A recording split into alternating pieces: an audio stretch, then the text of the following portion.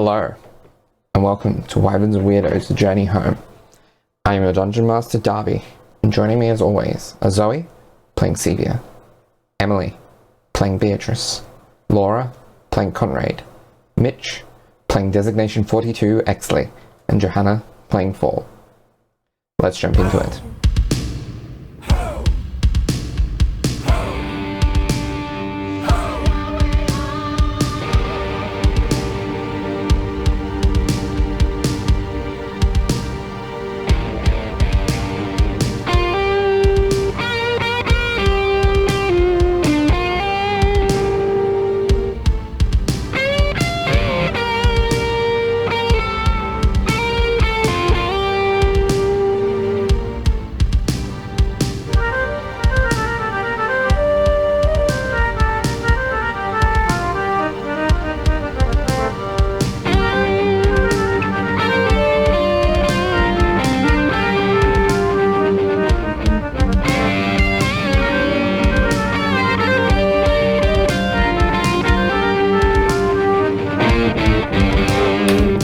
Where we last left off, the party faced down Tiamat, Arkan the Cruel, and Chango the Manticore,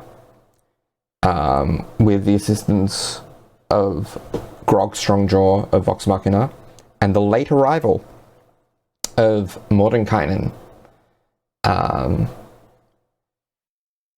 And the party have been on the ropes a bit. But Arkan and Chango have been defeated, and they are on their way with 3 trammels inside of Tiamat, and one laying around by the church somewhere, to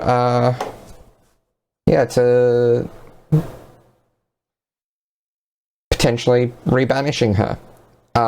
Meanwhile, Conrad finds himself 1 foot in Exandria and the other in Barovia due to some strange magic, and fought to some extent with Strahd in the halls of the Amber Temple. We return the top of the initiative order with Beatrice's go. So Beatrice is once again sort of like, what to do? And will fly up a little bit, probably about 10 feet. She won't get too far into range. And cast Calm Emotions on Tiamat. Which, again, is a wisdom saving throw that she'll probably save from, but here's hoping. Calm Emotions, Wisdom. Okay. Yes. I only rolled a 3 on the dice. What's your DC? 18. She has a plus 14 to Wisdom. That's a 17. So she needs to burn a legendary resistance for that. Excellent. So that's 3 legendary resistances burned. Cool. Beatrice is then going to sort of look around and see whether she can see the final javelin on the ground anywhere, but it's... it is... She's just roll me a perception check.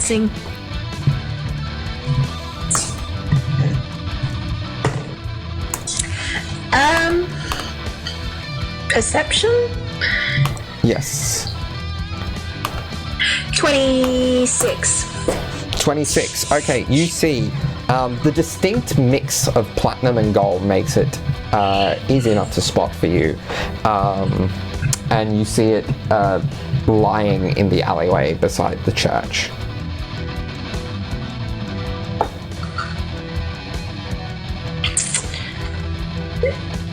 Beatrice is gonna make her way towards it. Okay. You are low enough that you could probably grab it, because you have 120 foot speed. You could probably grab it and get within the 30 feet if you wanted to.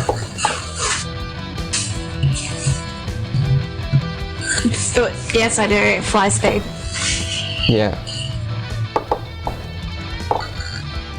So, would you like to do that? Can I... Because I've used my action to cast the spell. You have. Yeah, Beatrice will do that. Yeah. So you grab it and basically pose yourself ready to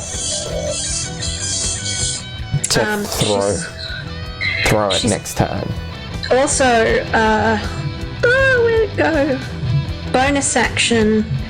She's going to cast Sanctuary on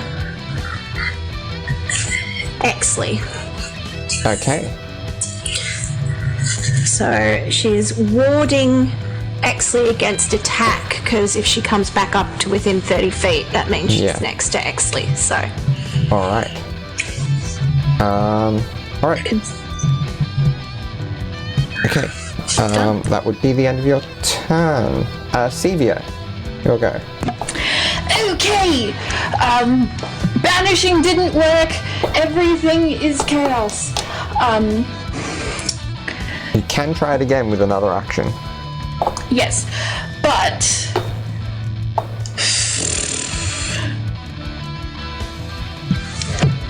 do I know how many legendary resistances a creature like Tiamat would have? You don't.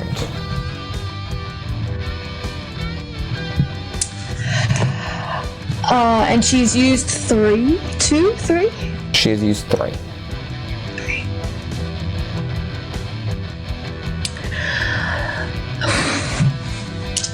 I am going to...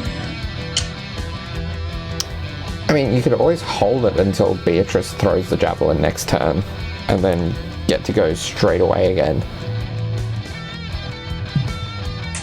Double turn. And if Beatrice hits, you then actually get the DC to 30.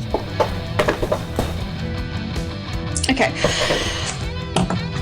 I will fold up my little damage dice that I wrote down, and I will, Actually, I'm very far from Tiamat. Yes. You are 10, 20, 30, 40, 20, 30, 40, 50, 60... Yeah, probably about 60 feet. 60, 70 feet, somewhere in that vicinity. Okay. I would like to once again do the bonus action Misty Step. Yeah. To get to the top of the roof. Yeah. Where a bunch of our friends are, because I believe Conrad's flying up higher than that. I think Fall's the only one on the roof at the moment. My darling! So Sevia Misty steps to next to Fall and kind of crouches down, trying to stay low to try and protect Fall with her little body should another breath weapon come our way. And with one hand on Fall's shoulder, she is going to hold her action for when the next javelin hits, and her action is to cast Banishment again. Okay. Alright. Next is Conrad's go. Okay, so he's just shaking his head, and just drops of amber tears just spray around where he is for a moment. So sort of clutches his forehead and okay, task. And then he kind of looks between, he looks from the body of Arcan, and kind of grits his teeth and looks at everyone else who's sort of in various stages of combat with Tiamat, and sort of mentally tries to make a point. Now, Exley is next to Tiamat, I believe, currently? Yes, Exley and Grog. Beatrice. And Beatrice. Fishing time. Yes. So Conrad is going to again kind of almost go topsy-turvy, but vault his way down to Tiamat to flank because I'm a rogue. kind of like rolls through the air under her wing and to one side to try and dodge where one of her heads is trying to snapping, and then sort of catches his footing and he's like, welcome back again. Right, let's give this a go then. And he's gonna stab Tiamat. Alright. The Roll to fleshiest hit. part he can reach. Yes. Yeah, roll to hit. Pre-roll damage, so we'll see if I hit. Okay, maybe not. Let's see. So it's a 19 to hit for that first attack. That misses, unfortunately. Yeah, that's fine. Okay. But you can try your second attack. Second attack. That is a 26 to hit. 26 definitely hits. Cool. So you do Awesome. get your sneak attack. Don't worry I get about my the sneak fire. attack. She is immune to fire. That's fair. That checks. Alright, so I'm just going to pre-roll damage. I'm going to minus some fire damage. One memento, because the rest is piercing. So that is 13 plus 22. So 35 points of piercing damage. And she needs to make a 35. wisdom saving throw. Oh. As Form of Dread grasps onto her. Oh, This this is is a little a man, private dragon. frightened effect? Oh yes, so she's immune to She that. is immune to frightened. Okay. Alright, that's fine. That doesn't happen. Okay. Again, no one is frightened of Conrad. And that's all and then he's going to be like, okay, can you do something, 42? I may be able to. Then do it. Well, seems to be going literally everywhere, so I can't really give any pointers on good attacking points, and I don't know where I just went. But anyway, I saw Strahd also. Okay, and that's the help action for Exley. Alright. Fall, your go. Yeah, so he just kind of like crouched down next to Sevia, and he was just like, kind of be like, right, Sevia, would it help? Do you want me to keep flinging spells at it, or should I jump up there and help? Are you likely to die again?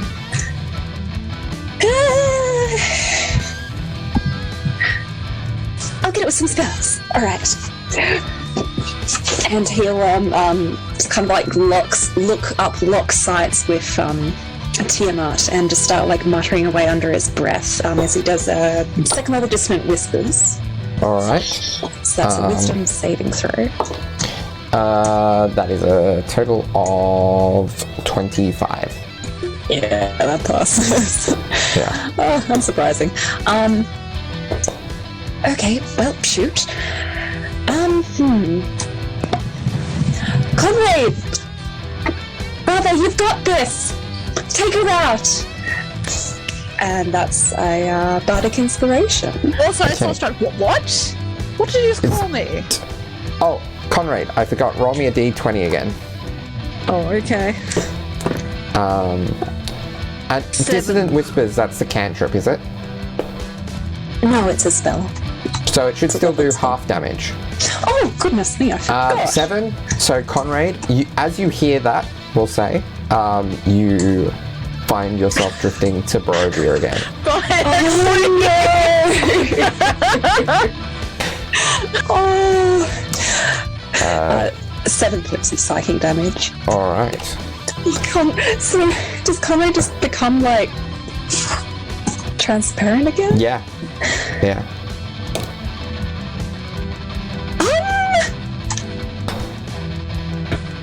Okay, Oh, that's right, you weren't awake last time. did I go help? I don't know, honestly. There's a lot happening. Okay, I'll give it a try. So was Tiamat at the top of, like, a really tall building? Flying above, yes. Okay, so she's flying kind of, above a like, just quite tall above everyone building. else. Okay, cool. Yeah. Alright, well, considering Fall has a lot of movement still, he also has a new ability. Fall is going to run up the side of the building. And Okay. You are already on the roof. I'm assuming on the lower form of the roof? I'm no. not right next to Tiamat. It's not multi-story. Like, Tiamat is about 50, 60 foot higher than you. The map confuses me. Everyone else is right next to her. Okay then. Yeah, everyone else is right next to her because they're flying. They're flying. I'll switch to so you're my apologies. here on the roof. I take that back. Phil will not do that. Instead, Phil is just going to be like, oh shit! I wish I could cast fly again. Okay. Oh, come on, Conrad, you can do this. And just be like quite afraid, and then just take the dodge action. All right. Mordecai on his go is going to take. Is going to go. All right. This is a bit low level, but it should do the trick, and it should piss her off. As he casts Enlarge Reduce. So that's a Constitution save. She's probably gonna save without. That's that's just gonna fail. Okay, and she's gonna burn another legendary resistance. So that's legendary resistance number 4. That is Mordenkainen's go, and we get to Tiamat's go. She doesn't get back her breath weapon. She is going to. She's gonna try to attack Exley for that, but she needs to roll Wisdom save. She rolls a natural 1, but she's going to legendary resistance to break through the last of her legendary resistances. Here we go. So she's going to do her bite against you, Exley. That's a 33 to hit. Just hits, yep. As you take... Oh, that's a low roll. As is that. A total of 27 points of damage. Nothing. Alright, then she's going to do a claw against Conrad. That's cocked. That's a... Incorporeal Conrad. Oh, yeah, no, she cannot attack Conrad at the moment. There right now. Yeah. Sorry, y'all. Yeah, I'm going to declare that against someone else. This is going to be against Beatrice then, the claw. That's a nat 1. So that's the one way she can miss. Unless it... unless Exley... No, Exley, even with a 2, she'll hit Exley.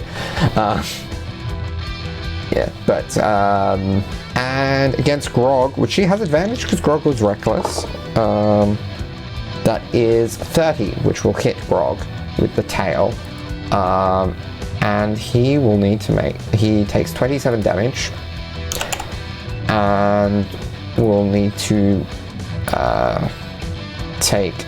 make a strength saving throw, which he has advantage on, or be knocked prone. And I rolled 2 6s, so Grog falls prone down to the roof as he loses balance in flight and takes 66 points of bludgeoning damage as he hits the ground for 20 points of damage. Alright, except for he's raging, so it's only 10.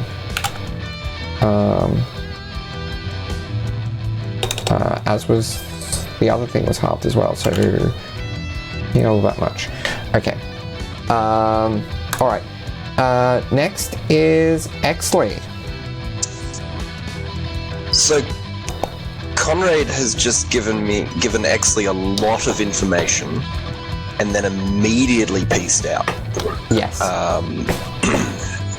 So there's a brief moment of confusion. And then that confusion, he sort of like doesn't move for a second and then kind of shakes himself out and goes, confusion. And he's going to... How smart does he think Tiamat is? Roll me a religion check. That's not even a d20. Smarter than me, clearly.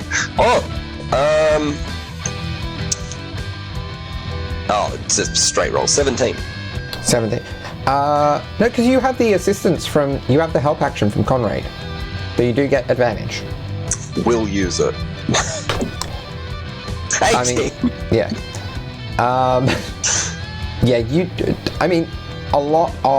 There are certain dragons that are known to be quite smart. They're, like, including chromatic dragons. The queen of chromatic dragons, as a god, probably has a decent intelligence. How do we feel about, like, going deeper into intelligence? How do we feel about this dragon's, like, depth perception? Or, like, perception of reality and physics? She is a god. Cool. So... Probably some level of omniscience. Got it. But, hypothetically, if she was somehow immediately turned upside down, would she be mildly confused? You have no idea from an 18. Time to figure it out. I would like to cast reverse gravity on this thing. Okay. Centered, the base of it centered essentially in its midsection, so it's not gonna like catch most of us, I guess. Midsection. So what is the so range on reverse this? gravity? So the range, it's a 50-foot radius and 100 feet up. So I'm looking at centering the base of it around the midsection of... the base of it around the midsection. Okay. Yeah. So, what I would like to do is I realize this creature is flying at the moment. However, flying does mean like beating wings to maintain elevation and pushing down.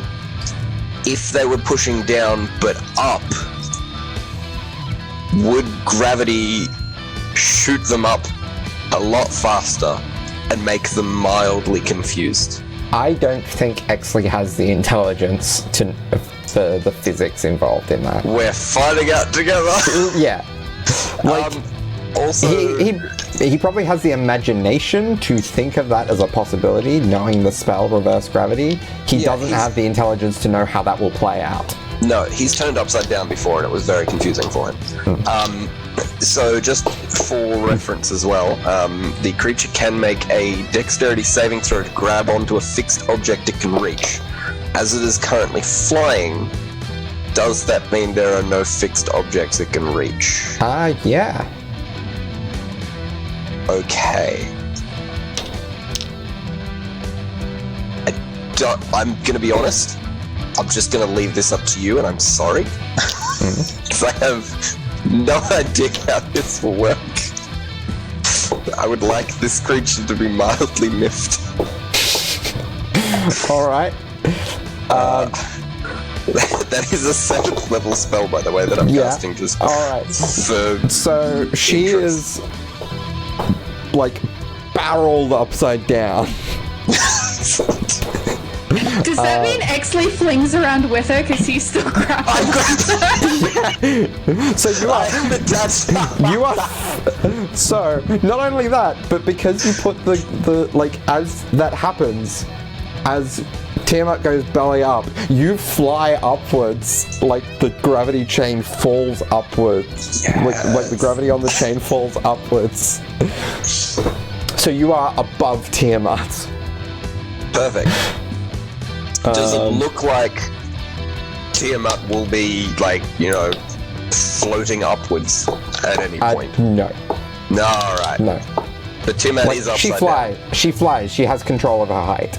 Right. Yes, Tiamat is currently upside down. That'll do. Exley is, like, whipping around, like, when you're like, retracting a vacuum cable. It just...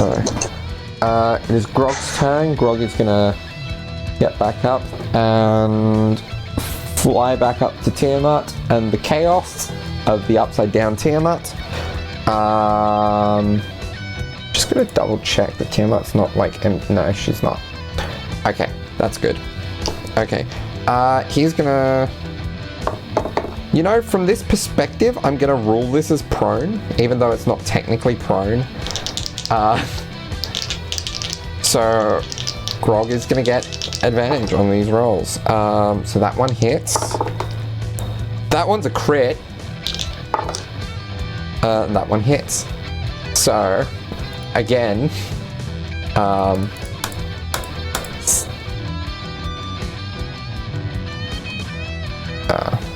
alright. So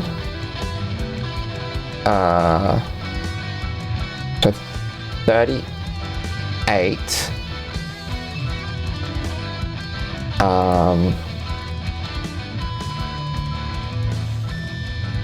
Wait a second. I didn't. 38 is all the dice. Okay, yeah, I just didn't roll as well as last time, I think. 38 plus the 42. 38 plus the 42. Oh, yes, 38 plus the 40. 38 plus the 42 plus the actual maxed dice. So was 48, 59, 50, 51, 52, 50, 54. Okay. So that is 134 points of damage on this one. And Tiamat is actually looking a little shaky. Okay. Back to the top of initiative. It is Beatrice's go. Cool. So she's going to throw the last Tremel at Tiamat. Also, I pre-rolled that, and it's a nat 20. Oh, nice. And I believe you said this Tremel was a +2? No, this one is just a flat roll. Straight flat roll? But it doesn't matter because it's a nat 20, it's an automatic hit. Yeah. So, hit. So it is. So just roll your damage so it's a d6 plus your strength plus 6 because of the crit. So d6 plus my strength plus the 6. Yes. 12. 12. Not too bad. Alright. And that triggers Sevia's action. Yep, so from next to fall, as she's watching all this with Tiamat and being like, did Exley just flip her upside down? My, he is quite a whirling dip. Oh! And then she shoots this, like, energy straight up in the air and tries to banish Tiamat. Yeah. So, the DC is 30 now. There's 1d20. It is a... what was it? It was a wisdom saving throw. She has a plus 14 to wisdom. I need to roll a 15 or lower for her to be banished. That's a 4 on the dice. That is a grand total of 18. Exley, you are currently grappled onto her. Can you make me a wisdom saving throw? The good news is, you have no trammels on you. So the DC is only 10. Please. So don't what a way to go, though. roll a nat 1. Oh my god. That was right next to a 1. We're good, fam. That's a 28. Okay, so, you... Felt so bad. Okay, That would have been hilarious, though. okay, so Tiamat is, like, ripped back through the divine gate, and Exley, your grip is removed from her.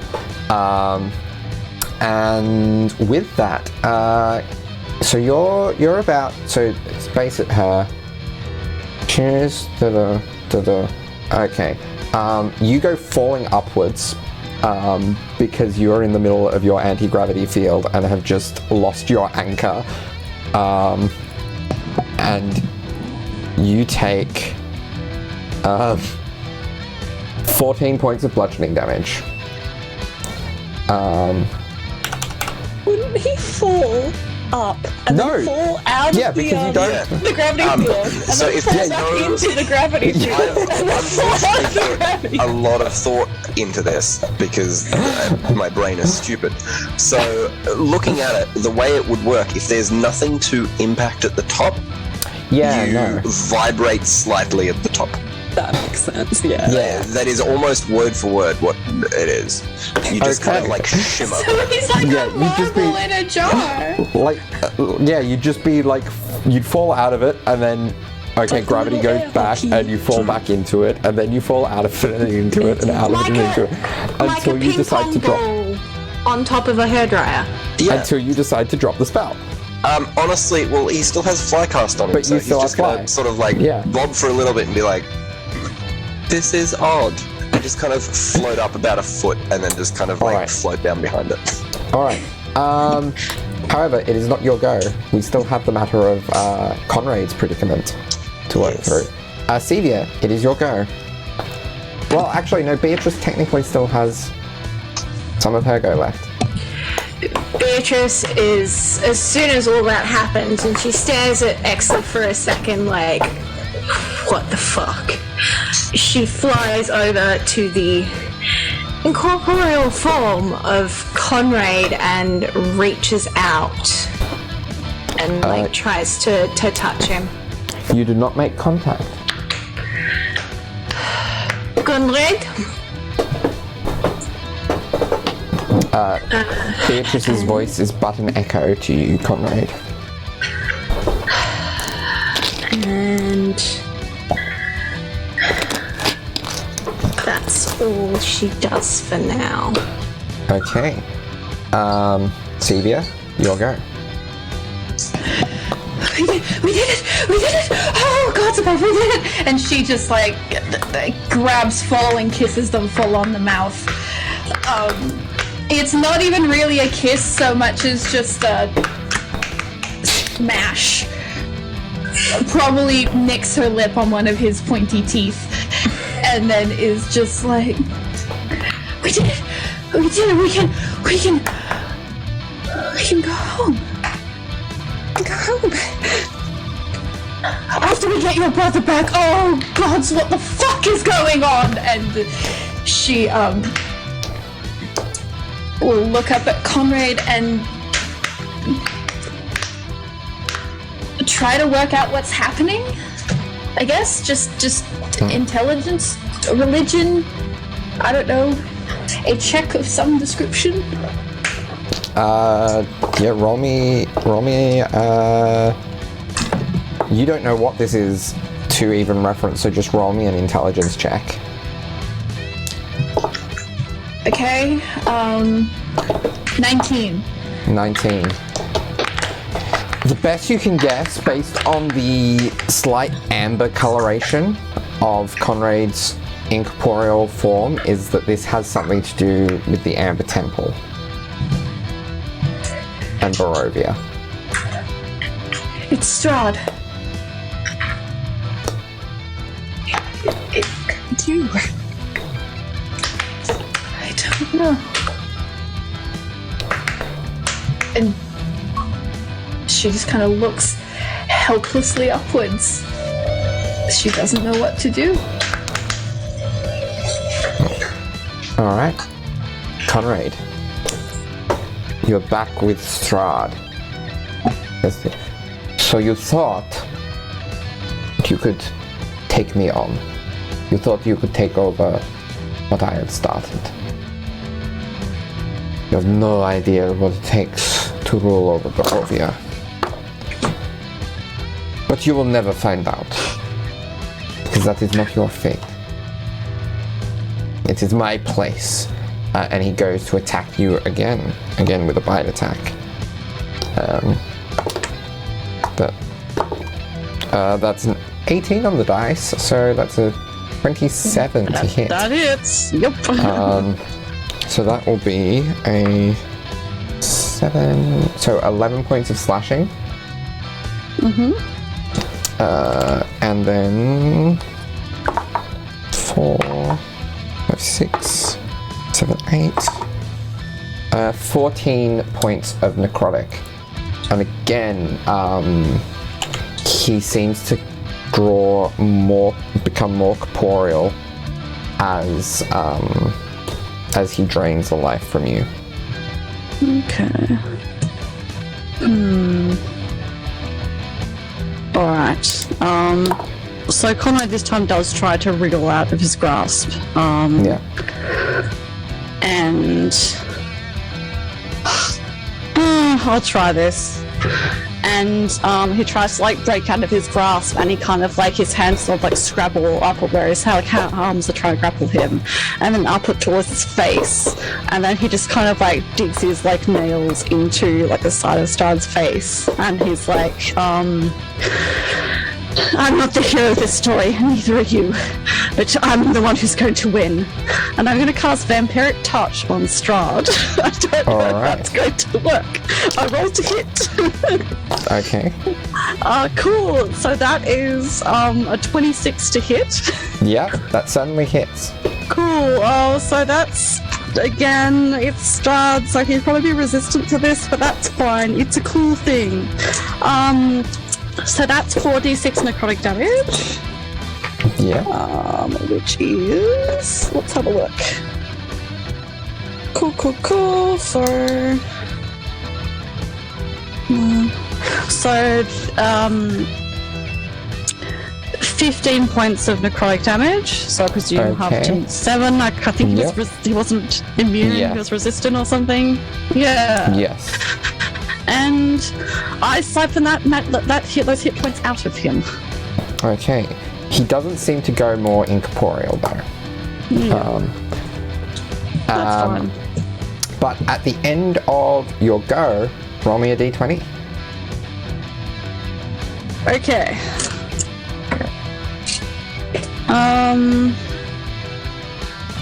So that is 17.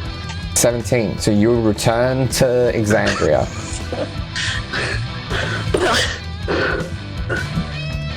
Okay.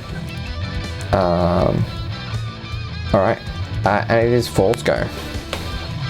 As you see Conrad reappear. Oh god, there he is! Conrad, are you okay? We managed Tiamat! Are you right? I don't know. We need to move. Where's Arcan? We need to get that blasted dial. Yes, absolutely. He's on the ground. I'll head over.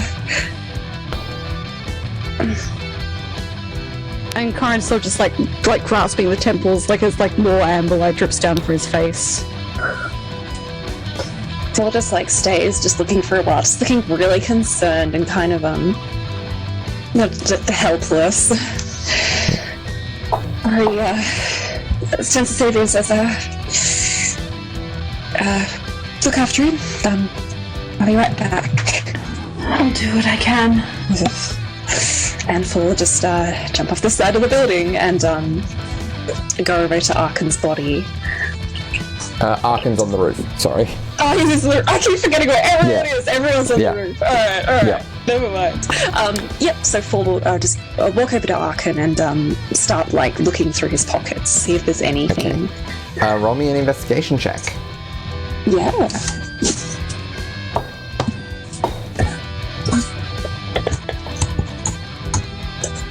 Jeez. So that is a 6. You are struggling, like, in the stress of the situation, you are finding it difficult to, like, get your hands in, like, pockets and He stuff. has really tight pockets! There. Oh, he was wearing skinny jeans. All right. That's for like the first 6 seconds of searching. So next is Mordenkainen's go, and is any one of the flying people still flying? Beatrice is still. She's not one of the flying people. So but she Exley, is are you flying. still flying, or have you gone down? Oh, you haven't had a turn yet, have you? Technically, Exley is falling, True. but True. he does still have flycast on his Yes. desk. Okay. He's up in the air. Actually, Mordenkainen is just going to misty step up to the roof with everyone else. And gonna say, right, as soon as we get the dial and we get Conrad back to us, I can cast teleport and get us back to my tower.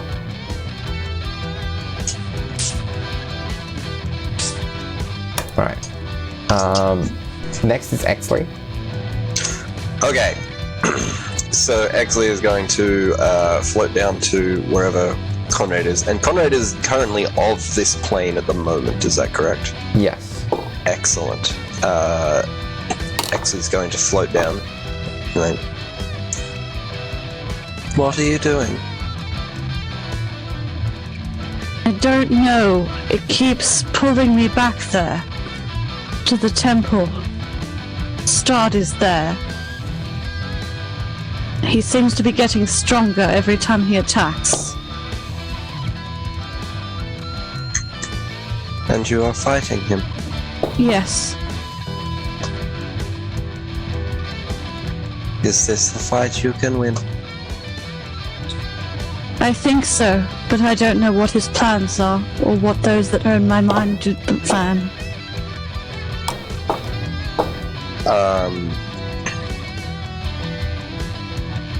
Exley's going to sort of ponder this for a little bit and then reach out a hand, his left hand. Not the hand which is currently still, I think, just a chain. Detachable hand. I think there's just a chain and a claw just like on the ground. Metal version of one of the sticky hands. Yeah, absolutely. Exley's going to reach out a hand and place it on Conrad's head. If there is something we can do, we will do it. In the meantime, he's going to cast Cure Wounds at 5th level. And just say, send our regards. Okay. Thank you.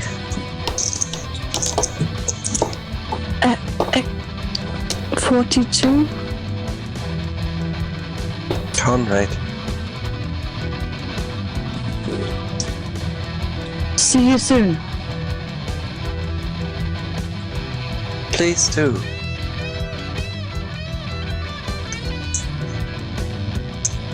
And that's 23 points of healing. All helps, thank you. Okay. Next is Grog, who's gonna fly down.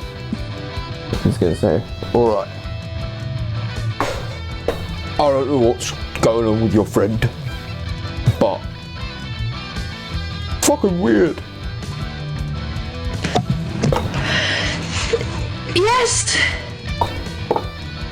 That's the long and the short of it, really. Thoughts?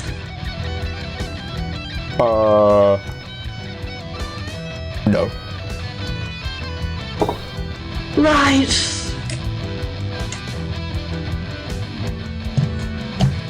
Thank you. Okay.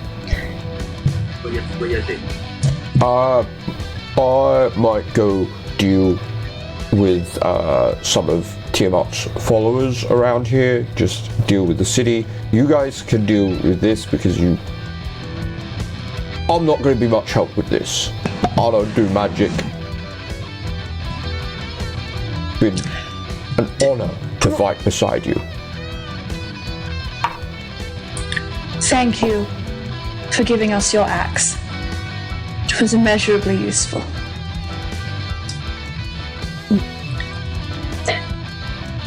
If you're ever in Whitestone, You're always welcome. Forgive me, Grog, but I hope to never be on another plane of existence for a very long time. But I will bear that in mind. We all will. Oh well, your loss, he says as he jumps off the building and goes bounding off to go fight some Abishai. Well, he's having fun, Sevia says as she is filled with helpless feelings. Beatrice, it is your go. So Beatrice is with Conrad and Exley, and as sort of Exley pulls away, Beatrice is going to reach out and grasp Conrad's hand and call out, sort of as if to his patrons, "Let him go.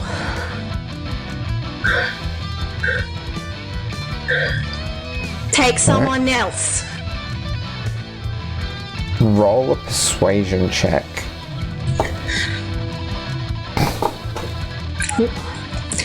I'd better get back into my thing. Uh-oh, that was the wrong character.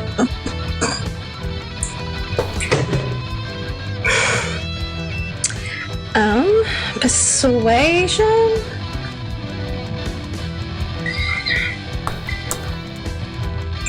$24. 24. Okay, you do not recognize any difference, though you don't know whether it means anything at this stage.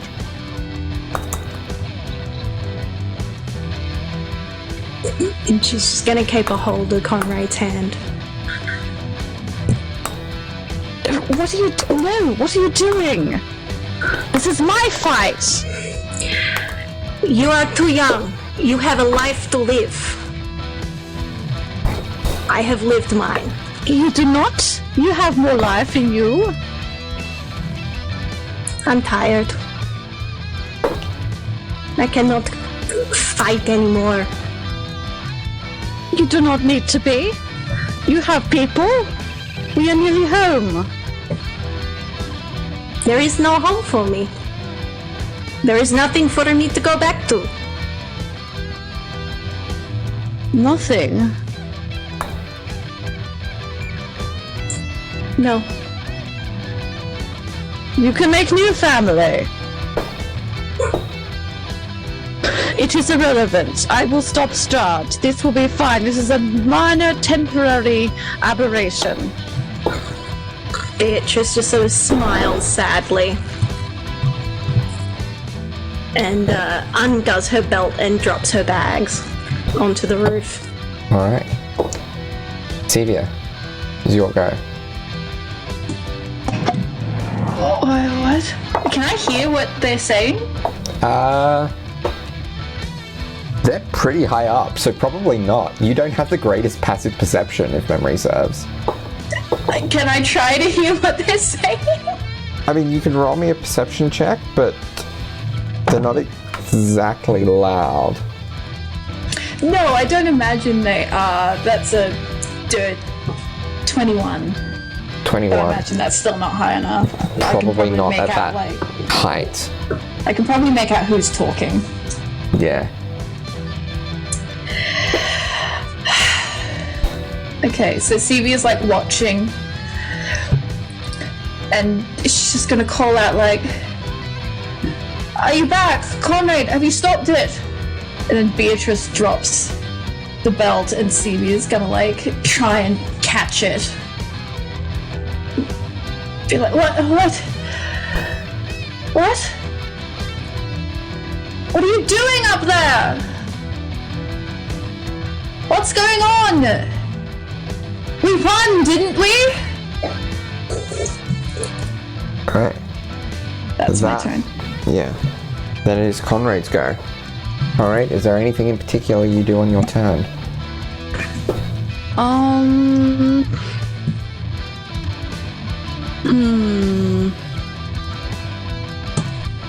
Alright. Conrad just like looks from Exley, looks to Beatrice, and glares is like, you will not be taken. I will stop this. This is my fight to fight. My problem to complete that game. And he will drop his diary to the ground, his bags to the ground, and then like with his like well, he's standing on Roll me a dexterity check to catch it if you're trying to catch it, Sevia. He's just dropping it on. Yeah, that's why she needs to. Yeah. Okay. All my stuff breaks. If she wants to catch it. We can Otherwise, it's just on the roof. We can probably just lump this in and actually say this was to catch Beatrice's stuff because that's an 18. Yeah, 18. Okay. Yeah. 18, you probably catch Beatrice's stuff, but not Conrad's. Cool, that was a great gesture for Conrad back then. And he balls his fist, as I was saying, and bits his teeth. He's like, well, come on, let's go! Roll me a d20 at the end of your turn. 14. 14, you remain in Exandria. Oh my god. Cool, this is good. 4. As Mordenkainen appears there and comes up to the body for just going, there you go, you know what you're looking for. I can see what's going on. Alright. Are you at least giving him the help action? I can. I'm going to do my own action. Oh, you're going to do an investigation check. Okay. No, I'm not. Phil's going to look up at where Conrad and Beatrice are, and is going to bonus action Misty Step 30 feet upwards, and then cast Levitate on himself, so that he can float next to them. You will probably equalize very briefly, like after a moment, down to like the regular level levitate height, but I'll give it to you for this turn. So we're gonna just kind of float there and just be like, Conrad, what's going on? I don't know now. This is all kind of fucked up. We have the dial then, I guess. Yes, Mordenkainen's done that. Do it faster, Mordenkainen. Good. Listen, like if the voices or Strahd tries to attack or take you again, look, I'll help. Okay. Okay. You don't all need to. Of course. I mean, you're my brother, but like, you're my friend, I assume, like, more importantly. I'm your what? Conrad, roll me a charisma saving throw. Okie dokie. Oh my god! Alright. 10. 10. You don't retain that information and mark off a spell slot as magic is forced from your hand, as like this semi-amber, corporeal regular figure of Strahd emanates, much like your shadow spawn would. Like how am I double so? Come on, Strahd, you back off! Leave him alone! He has something that belongs to me. We're just gonna have to go without it then. That is probably enough. I get an extra action. Can I swing on him with my Oh stuff? yeah, you're still hasted. Not Yeah, much roll to longer. hit. That's a 27 to hit. 27 will certainly hit. And 10 damage, and I'll use some extra. I'll put some extra into that. And so that's 18 damage total. 18 damage. Okay. Noted. Alright. You're insolent. Okay. You insolent tiefling. And Mordenkainen's go. He is going to quickly go for the dial. Try to find it on Arkan's body. I rolled before. He found it. Because he is intelligent. He has proficiency in investigation. He's fine. All right, get down here. We'll go if we have to. This has caused a considerable issue.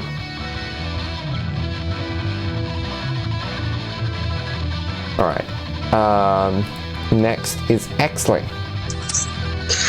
So, firstly, without taking his eyes off Conrad, Exley is going to shout down to Mordenkainen. We are mildly busy. Please stand by. And this figure of Strahd. Yes.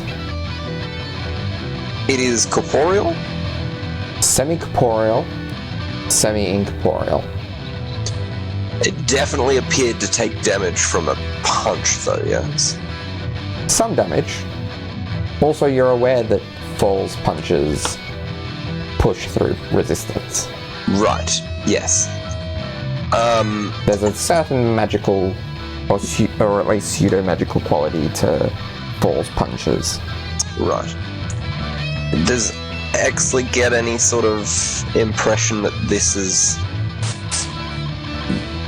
this figure tied to Conrad in the same way that after 6 seconds it's just going to vanish again? Roll me an Arcana check. Natural 1. No idea. Interesting. Well, Exley was doing a lot of thinking about how this could potentially work, but instead now Strahd is just in front, so I guess we just call down a moonbeam. Strahd's favourite little friend. Alright. At what level? We're going to do a 4th. Alright. Strahd casts Counterspell. Excellent. It does that at 4th level, or yes, at a higher level? 4th level. Okay, alright. Interesting. Actually, no, 5th it would be.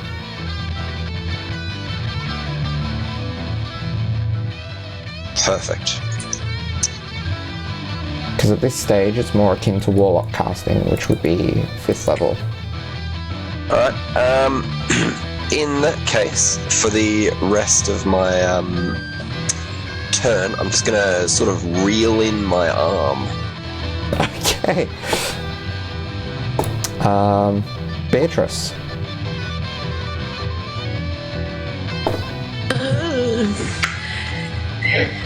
Beatrice is going to... she's going to pull out the sun sword and light it up and say, "You'll leave him be," and swipes at Strahd. Alright, roll to hit. That's 19. 19. Okay. That hits. Okay. Ooh, max damage, so 13 points.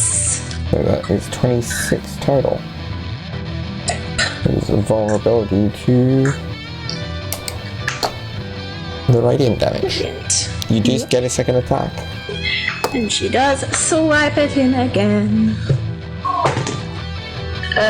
Which is a 22 to hit. 22 to hit. Okay, that will hit. And that's 8 damage. 8 damage? Okay. As it currently stands, he is barely holding on.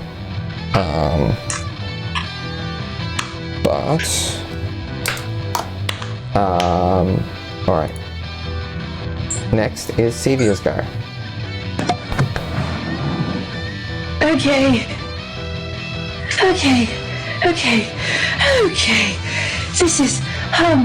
This is bad. And she looks up at Strahd and the little gaggle of friends up there.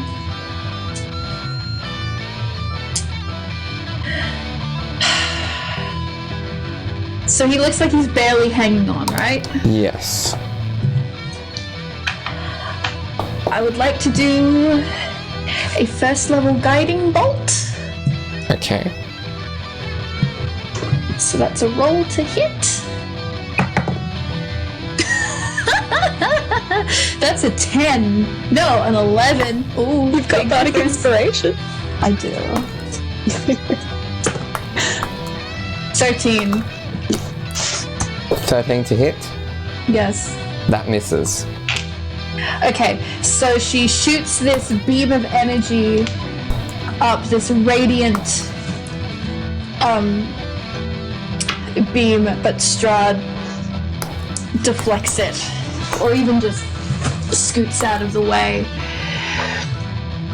And Sevia just looks up, and she's still holding all of Beatrice's stuff, and she's gone over to Conrad's diary as well, and she just looks up at all of them, and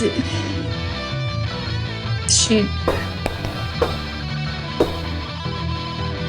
Well, come on! We just defeated a god, didn't we?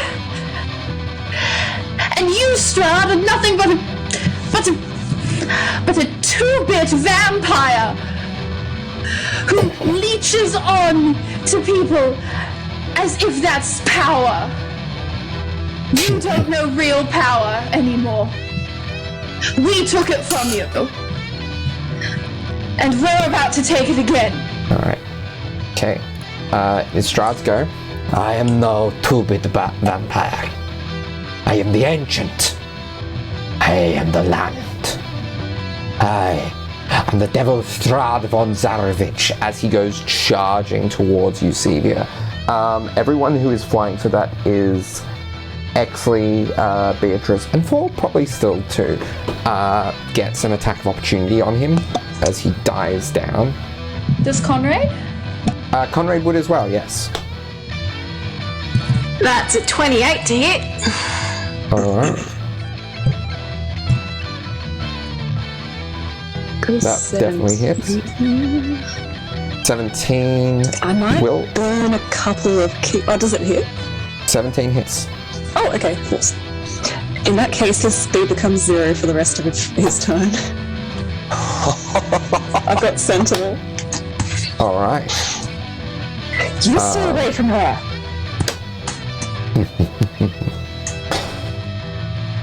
Interesting trick. Conrad and Exley, are you rolling for this as well?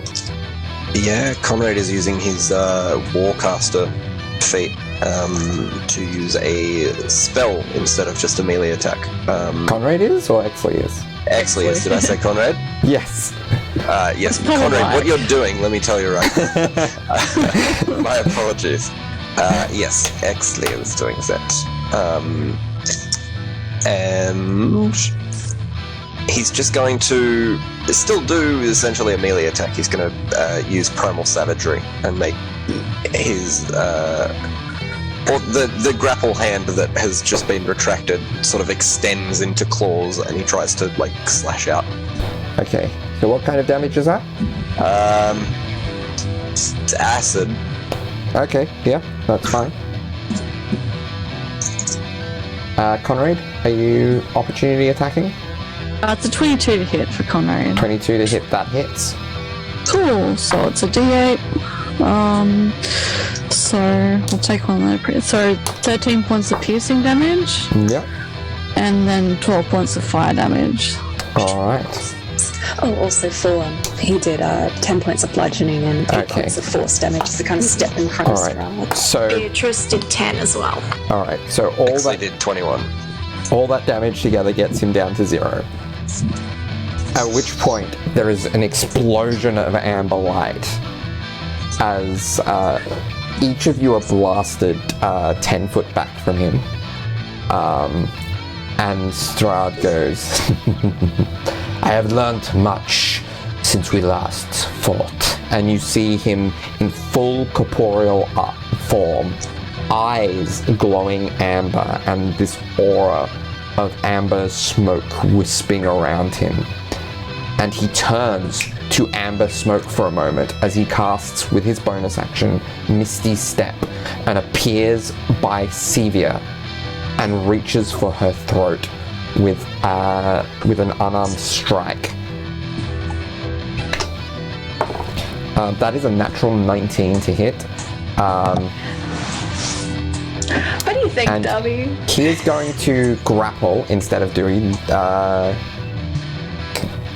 instead of dealing the slashing damage. You still take the necrotic damage though, which is 5, 10, 13, 18 points of necrotic damage. Woofed is what I say to that. Alright. Conrad, it is your go. Okay. So, what distance am I now from Strahd? Am I still flying? I can't remember. You are still flying. You are about 60 feet from Strahd. Oh, So you okay. could get to him with a bonus action Bonus dash. action dash. I dash through the air, helter-skelter, and barrel myself into Strahd with my rapier. Alright. Roll to hit. Cool, cool, cool. Okay, that is 22 to hit. 22 definitely hits. Okay, cool, cool. And Zebra is technically engaged with him currently, isn't Yes. she? Cool, cool. Okay, so hang on. Okay, cool. So 8 plus 9, so 17 points of piercing damage initially. Yeah. Sorry, I didn't pre-calculate these ones. 4 and 1, okay. 5 points of fire damage. Yeah. And did pre-roll those. 19 points of sneak attack damage. Okay. Alright. He seems to, like, there doesn't seem to be any resistance to any of that, but he seems to effectively, like, glance that off. Like, he seems to be much hardier than he was before. Let's go. What would you have here? You're full now. Go off somewhere. Go I back to must. Barovia. I must be sated before the journey back. Oh my goodness. Men. Then And it he like is, offhand punches him. He can't do anything, but like yeah. yeah. Then it is Fall's go. Okay, so this is, we've got some bad timing here. Yeah, Phil kind of sees Strahd, Misty step over to Sevia and, like, grab her and into her, and he just, like, his heart's been, like, beating really fast. He's got this weird, like, frantic energy from the speed potion, and it feels like it is, like, too much. His like, heart is beating all weird, and he just feels this wave of fatigue go over his body. I'm not sure. I don't know if this affects concentration. But I imagine that he would just kind of like drop like 20 feet. Okay. As he's just completely hit Yeah. by this wave of fatigue and fear. Okay. And your slow fall would probably make sure that you don't Yeah. take any damage. Like, it's a Yeah. low enough fall, but He might You are technically fine. still be levitating up. Yeah. Yeah. And that just kind of just gets hit by that for the next 6 seconds. All right. Mordenkainen's go. Mordenkainen is going to see that Exley and Beatrice are the only ones left up flying, and he is going to start casting teleport and hold it for when everyone is within range for him. So, get down here! We need to get to my tower! And that is his go. Exley, is your go. So, Exley's in a mood today. He's been trying new things, and for the most part, they've been working. He's going to begin to float down. He's seeing a lot of weird things happening right now. Strahd looks different. Almost dangerous, but you know,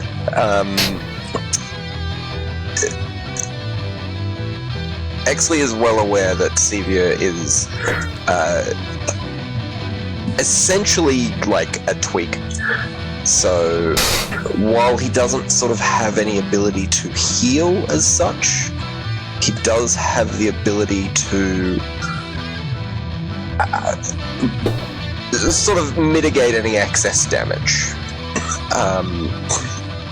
So he's going to extend out a hand to 𝗖𝗧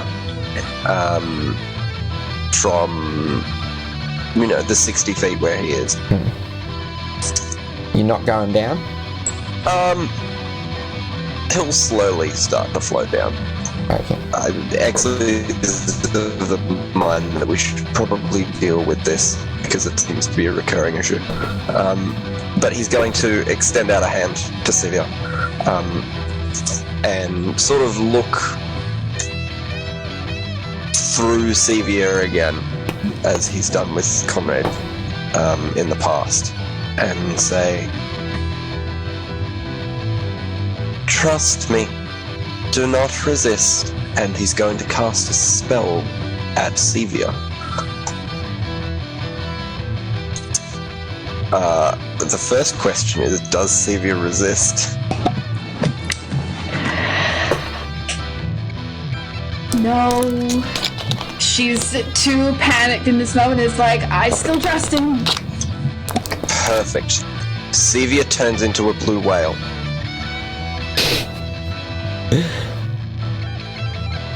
Pardon? Exley uses polymorph to change 𝗖𝗧's form into a whale.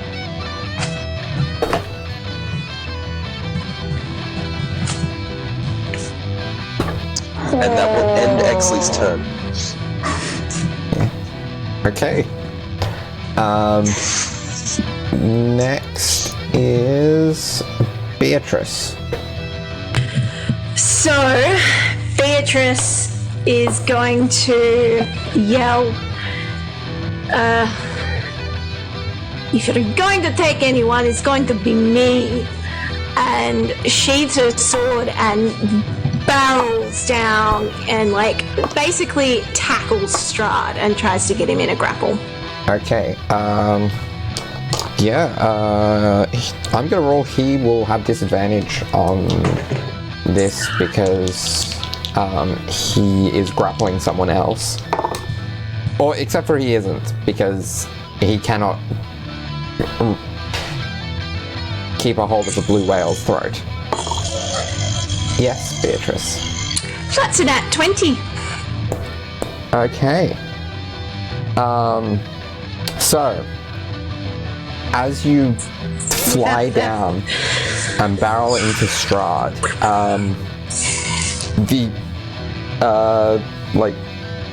I would say Mordenkainen's spell, conditions are satisfied somewhat, as the scene shifts for all of you as you go barreling into Strahd to out front of where Mordenkainen's no, because his tower is in hell. So Yes, it is. So to a place where he can more safely cast the plane shift, and has a makeshift setup of what he needs, and that because of your barreling through and grappling Strahd, that rips Strahd through the teleport with you as well. But he is grappled.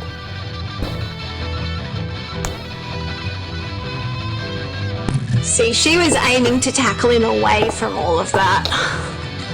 He is, with the momentum, you are a decent distance from the rest of the group coming out of the teleport. Okay. She's just gonna hold him. Alright. And Mordenkainen's gonna... Arcana check? Yep, that's a 19 on the die. Mordenkainen's gonna take a look at Strahd now that he sees him relatively up close, takes a look at Conrad and says, "There is a connection. I think if we can keep Strahd away from Conrad, then this won't last. And the problem will take care of itself." Oh, it's like a leech. Something like that. Good. Okay, good. How long? I can run good. And things. Well, I think just long enough for me to get this set up. He kind of like scoots back, like with his like rapier pointed towards Strahd, as far back as he can. 42, Sevia, fall, protect Conrad. Beatrice, you seem to be doing a good job of holding Strahd down. Beatrice has her, like, arms up, like, locked around the back of Strahd's head, and her legs are wrapped around his waist. Oh, good! I need to get this dial into place. Begin the spell. The whale flaps encouragingly. Alright. Whale, it is your turn.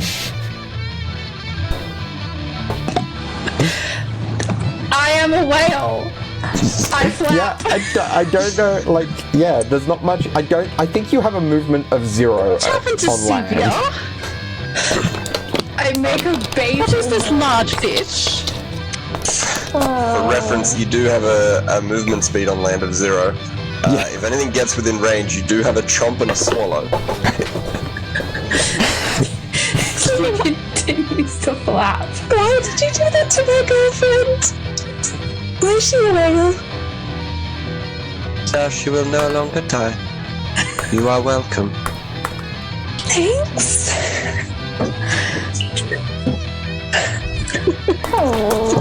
Sepia with great concern. The whale makes a sad, pleading face at Exley to be freed.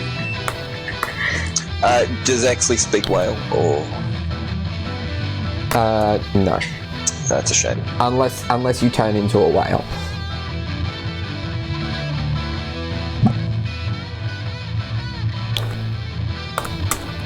So are we still in initiative, or...? Yeah, we probably still are. So, Conrad, it is your go. I keep away. Yeah. And you notice in the ensuing time that with every trip back and forth from Barovia, like, you start thinking back upon seeing that the end is in sight. You start instinctually thinking back on the past month or so with these people. But it's all blanks, or a lot of it is blanks. Is And he it flitting seems- in and out of Barovia currently? No. No, he's just trying to focus on this as he's trying to keep away. Yeah.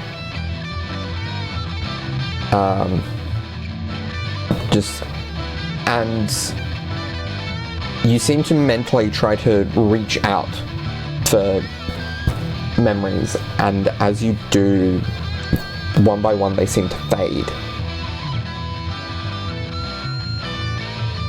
I don't know what's going on. What's going on? What was it all for? 4. Your go. Right. Protect Conrad. Oh, It's I forgot okay. Strahd's go before Conrad's. But so Strahd is going to try to get out of Beatrice's grapple. That's a nat 20. And he is going to in vengeance for you getting in his way, go, you insolent Kenku.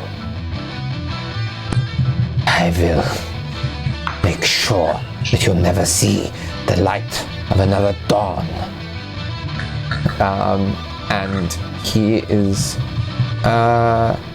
no, he doesn't get, like, it was his action to get out of grapple. Beatrice flips him off. Yeah. So now it's Fall's go. Okay. Conrad, it's okay.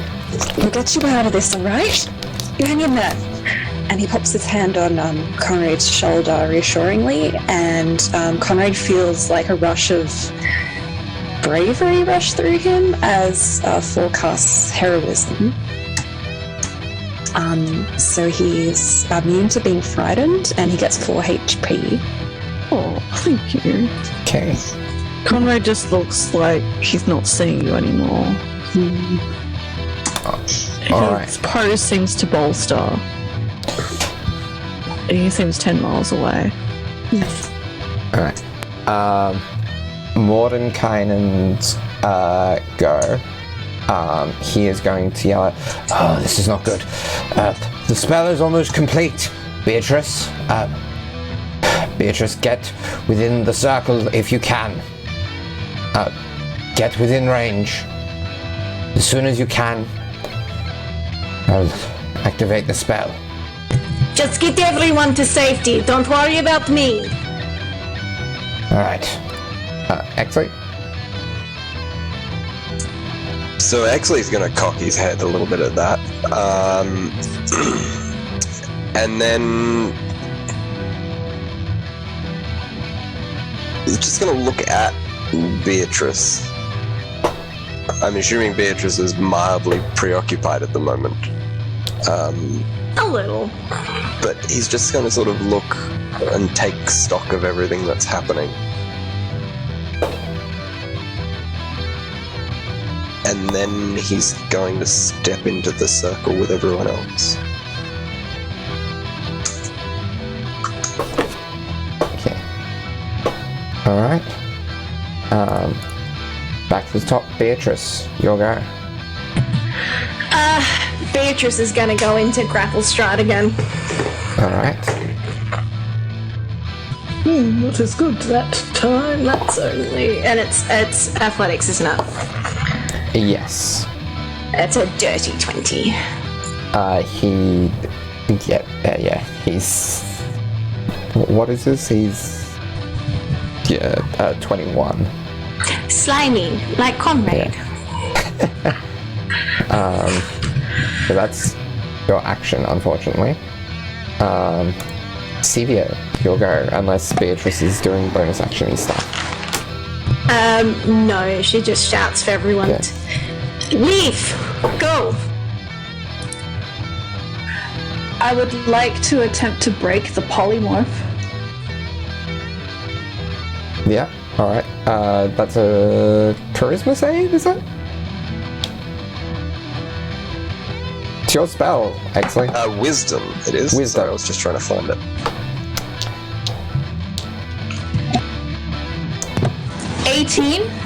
That is the DC. So you become yourself again. Sevia bamps back into being a person Is it an action to try and break it? I think it technically happens at the end of your turn, which you would have done at the end of last turn. Okay. But we didn't get you to do that. That's all good. So yeah, she bamps back into being a person and just probably falls a little bit. She still, I believe with polymorph you keep all your stuff, so she still has everyone's like journals and diaries and all these bags. What? Beatrice, get back here, Beatrice! We can't leave without her. Modern kind of, we can't leave someone else behind. I'm doing my best. We can't, Beatrice! Go! No! Please! At the end of your go, it is Strahd's go again. Strahd is going to start with an unarmed strike against Beatrice. That is a, what is it? A 18. That hits. That hits. So that is no, he's gonna go for the grapple, so it's only the necrotic damage. So 4, 10, 16, 17 points of necrotic damage. Yep. Okay, so and then he is going to go for a bite, which he has advantage on because he has you grappled. So that is certainly going to hit. So does 9 points of piercing damage and 3d6 necrotic. So 2, 5, 6. Beatrice goes limp.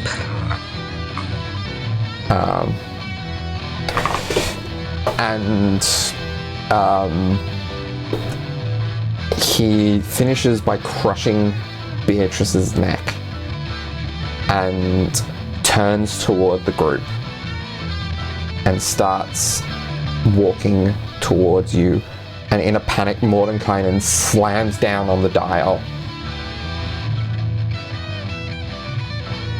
And the last thing you see of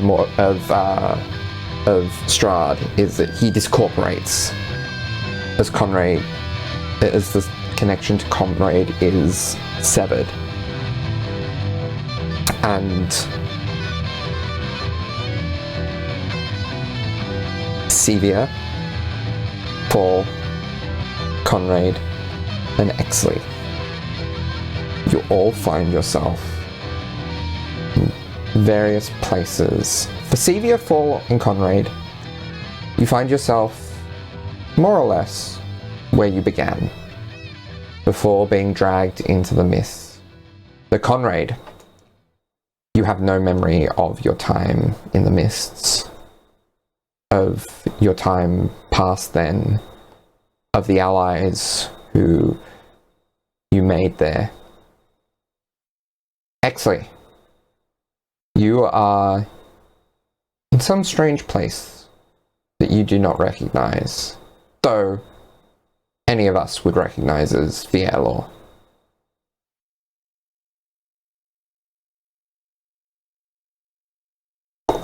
Sevia, you hear a message in your head. Voice of Mordenkainen. I am sorry. The spell was rushed while I was able to get us back to your home. The precision was off.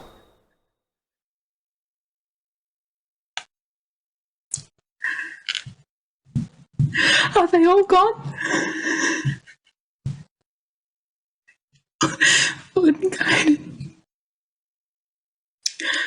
I can't do this without them. You saved them too, please. Please, I can't. We love that. I can't. And she just keeps going well past the 25 words, just because I believe where she left was in the middle of the library. So if she's back there, she just lands in a heap, depending on how much time has passed in a full or empty library. Yeah. surrounded by things she does not own, weeping. Yeah. You hear a voice, this time beside you. There's nothing that could be done for Beatrice. But for the others, they are here. Conrad, I am trying to divine what has occurred with his mind. But until that is worked out, it would be too dangerous to... I'm sorry. Too dangerous to what? To make yourself known to him.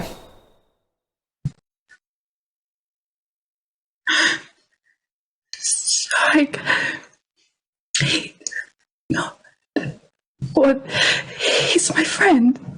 He is. He's my brother. He's meant to be my...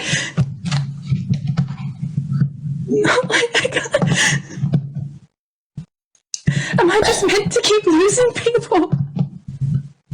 42? Forever? Alas. It's been hard to get a hold on. I know he is on this plane, but I cannot tell where. Exley. There is a dark presence protecting his position. I do not understand it. Much like I do not yet understand the magic that has taken Conrad's mind.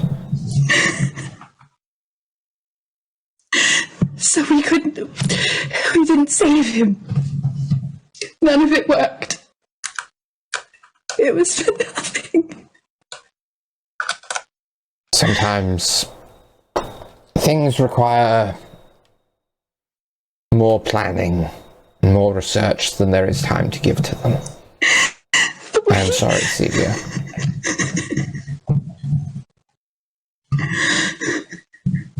But while there was not a prevention, there may still be a cure.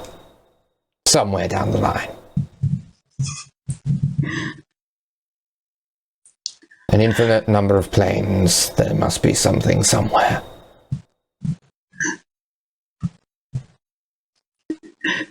Where's Fall? And he produces a scroll from within his robes. This is a gate spell. This will open up a portal to where Fall currently is. You will be able to step through it, or they will be able to step through to you. And he casts a spell, and the portal opens up where Fall. Where would Sepia and Mordenkainen find you? Fall would be sitting against a wall of like a dingy alleyway just out to the side of the circus lodgings where he was first taken from the mist. And just be kind of propped up against the wall with this like drizzling rain. Just looking very stricken, but when he sees Sevia. Sevia! There you are, I knew you'd come. Oh, you're okay? And of course I am, please. And she just reaches out. She has fallen to her knees, and she just reaches out for them through the gate. I'll just immediately just wraps their arms around her shoulders and then pulls her close. We did Beatrice, right? We couldn't get her.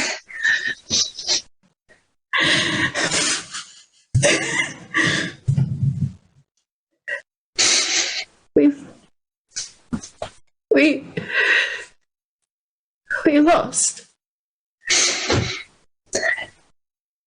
Conrad's gone. Conrad's gone. His memory, he took it. They took him. But no. Surely there's something we can do to fix that. I mean, I'm not smart enough. I'm not good enough. Sylvia, you are intelligent enough, with enough time and research.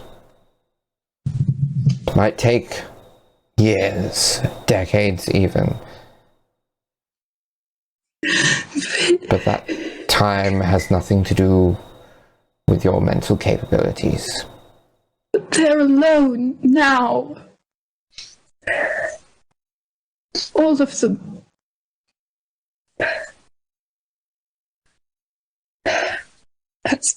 We'll just have to find them, right? Conrad, he's from Surat, and maybe he's not too far away. It's dangerous, Paul, until his condition is... Until his condition is lifted, it will be too dangerous to reach out.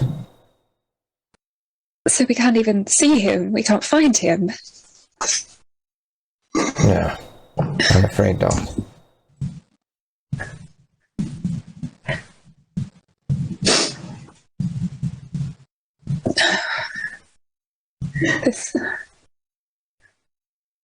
Who's out there with no memories? To him, it's as if the past month, time in Barovia and beyond never happened.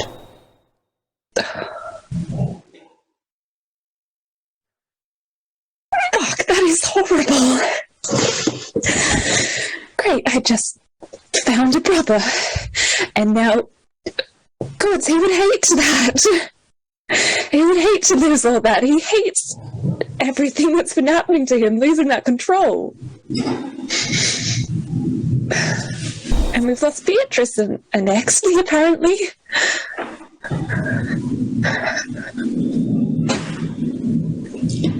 I'm sorry, Stevie, this isn't the homecoming that we hoped for. It's not.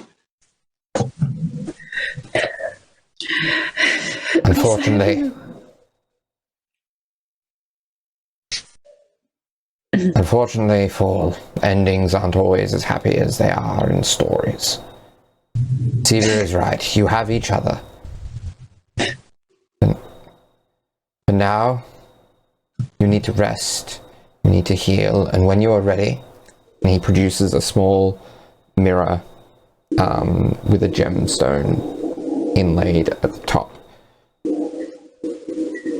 When you are ready, the solutions. You can get in contact with me through this.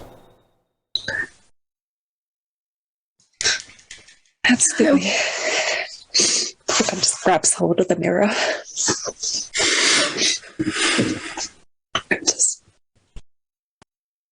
turns back to Xavier and pulls her tighter in his embrace.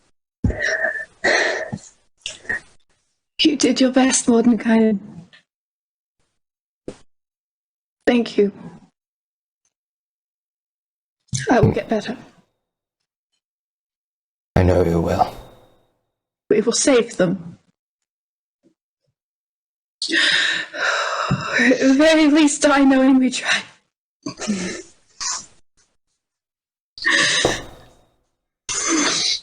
I will leave you to rest. And he departs.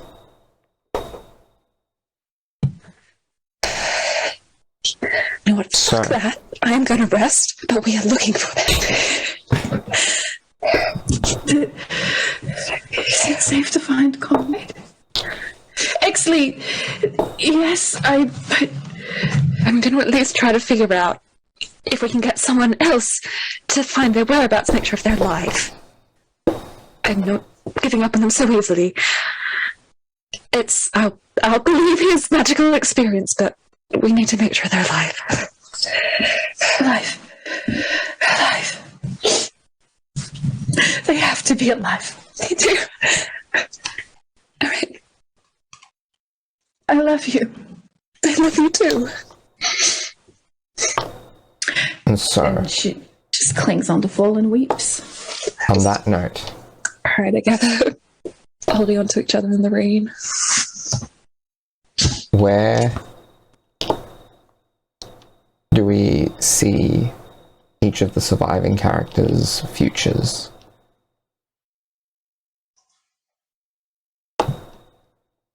Beginning with Sevia. Well, let me just shake that off. So, I imagine there is a very long healing period. I imagine Sevia does not contact Mordenkainen for a few months. There is a despondence to her that Fall has only seen glimpses of in the past, but I imagine she eventually, with Fall's help, and probably after some form of contact that allows us to know that at the very least Conrad is alive, if not both Conrad and Exley, she takes herself to the dean, whom she had told she needed emotional leave. Can I also ask how much time passed between us leaving and us returning in the real world? About the same amount of time, so around about a month. Okay, so she would have hysterically apologized for going missing for a month and then asked to take leave for 3, and then she would drop out of university. Okay. To train with Mordenkainen full time. Yep. At some point, with Fall by her side, I would like to read Beatrice's diary. Okay.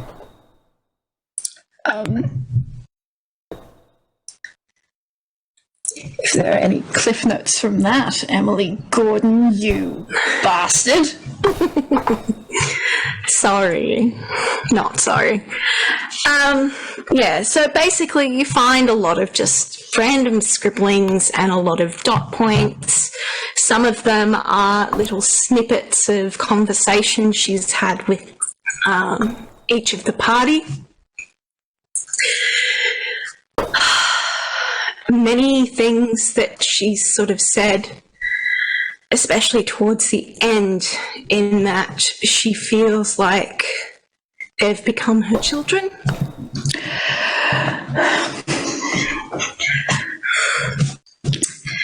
And somewhere in the book, circled is a name that is underneath a dot point that says Sevia's parents, ? And the name is 𝗖𝗔𝗦𝗧.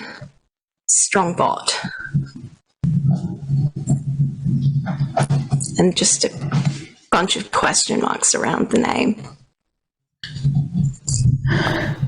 As though something maybe that she knew that was who she thought might have assassinated Sevia's parents. And again, just more stuff about Conrad and how she was sort of losing him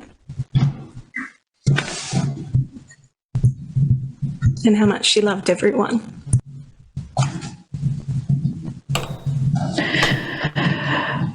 Oh, you bastard of a...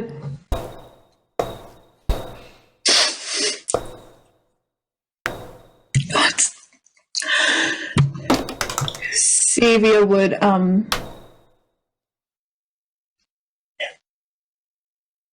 she keeps that journal. And I believe she actually has Conrad's diary as well.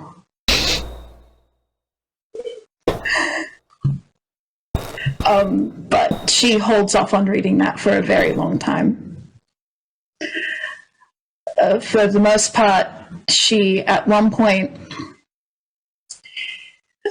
makes a trip on her own to another place in Durham, a temple with a white rose edged in gold. And she asks about where a certain cleric used to live. And she goes, or at the very least, where his daughter is buried. And she goes to the grave of Sasha. And she sits. And she tells Sasha about what little she knew of her father. About how he sacrificed himself the way he wished he could have done for her. And she takes out the little gold earring that she had been wearing since a funeral pyre. And she buries it next to Sasha, as there is no body. And she returns his belongings to the temple. She would also then follow up on Beatrice's lead and see if that takes her anywhere.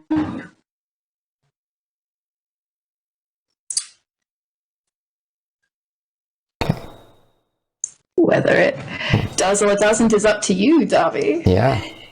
I don't know, maybe that's a story for another time, whether it does or doesn't. Oh, As we move, okay. unless you have anything else to touch on. She trains with Mordenkainen for many, many years. She writes, she teaches, her aging slows. She writes about her travels, her time in Barovia, and oh god, what was the name of the second place we went to? Eberron. Avernus, Exandria. She writes of her friends. She never publicly speaks of Conrad, but it is known that they were friends once. At some point, I assume she and Fall get married and have a baby or two.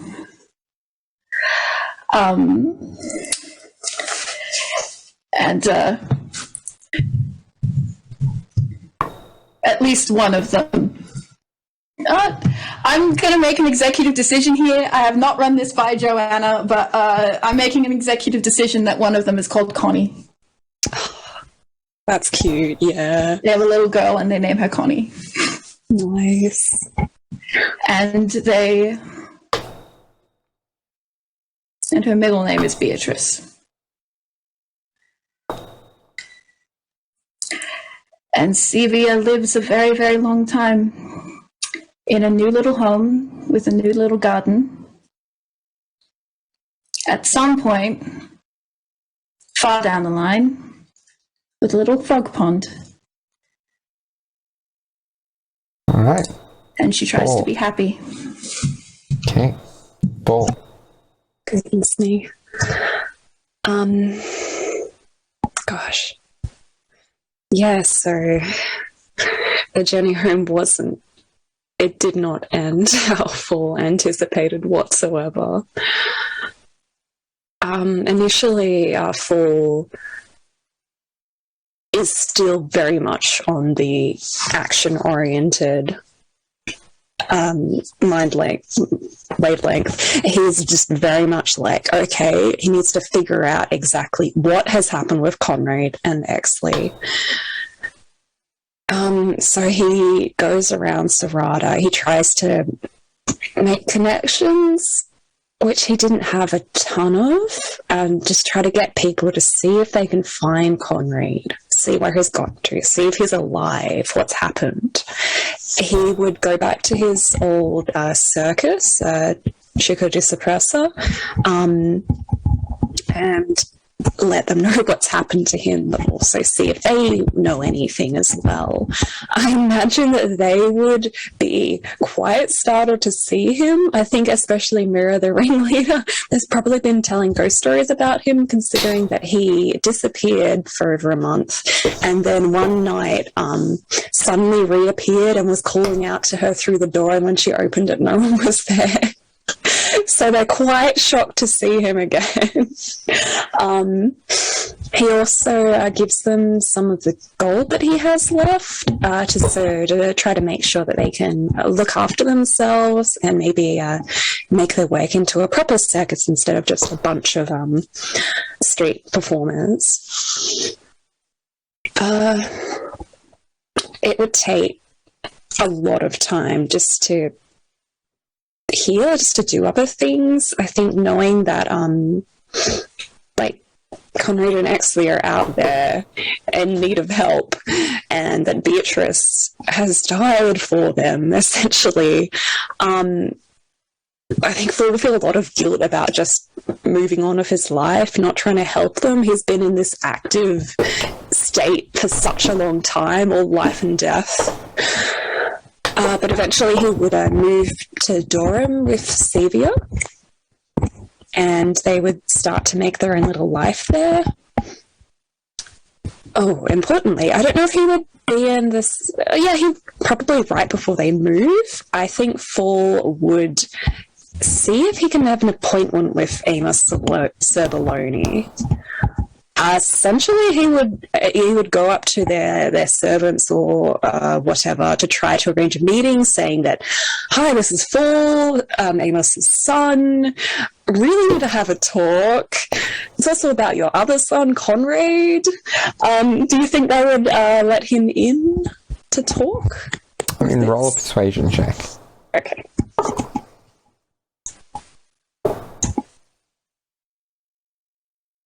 22. 22. Yeah, you could probably get someone to take you through to see him. To see Excellent. Amos. Excellent, very good. Cool. In that case, can I act this out as a scene? Yeah, very briefly. Yeah, sure thing. Yeah. Also describe Amos. He's a fairly old, he's a much older man than Conrad. Conrad was his youngest son. He's a human man, of course.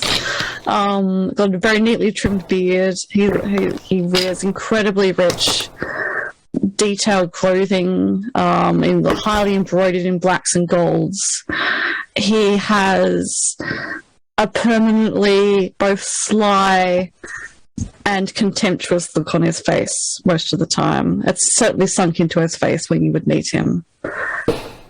And he always looks like he's either angling for an advantage or waiting for you to petition to him why he should pay attention to you. Jet black hair, just like Conrad. Excellent. Not any other similar features, though. So Fall would kind of walk into their meeting room with like a very obviously put upon like timid demeanor of like how he first appeared, like very like shy. Romy, well, you know, because of who you are, I'll allow either a deception or a performance check. Okay, that's a deception. That's a 21. 21. Okay. Oh, hello. Thank you so much for accepting this meeting. Haven't seen you before, actually. It's great to meet you in person. Father. Can I call you father? Sorry. You may try not. to. Of course. Can't say anything too loud. Whoops. Right. Well, you must have been a bit confused as to why I've been away from the job for like over a month. Has your business been going well without me? Been going well enough.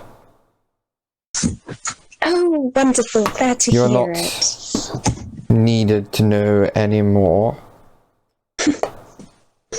Yeah, no, understandable. Quite low in the ranks, I'd imagine. Right, well, I wanted to talk to you about a few things. You see, I've been on quite the adventure the last few months, and I have known a thing or two about family, you see. You know, I used to think family was, like, so important, which I'm sure you can tell because, like, you know, let's dangle the carrot in front of the old, bastard son. You might accept me into the family if I work for you. Do you have a point? Yes, I do. I think family means literally nothing, and I think people who act like you, who just use their family members, they don't count for anything. They're kind of bastards themselves. Also, before you throw me out, met your son Conrad. You've been absolutely horrible to him. If you meet him again, could you do him the favour of leaving him alone? Let me know. I'm a better family member to him. Know nothing of what family means. Really? Oh, I'll thank you to get out of my office now. Never step foot in 𝗖𝗓 again. Didn't really have a plan to. You're still here? Right. You know what? Your family's not very into magic, are they?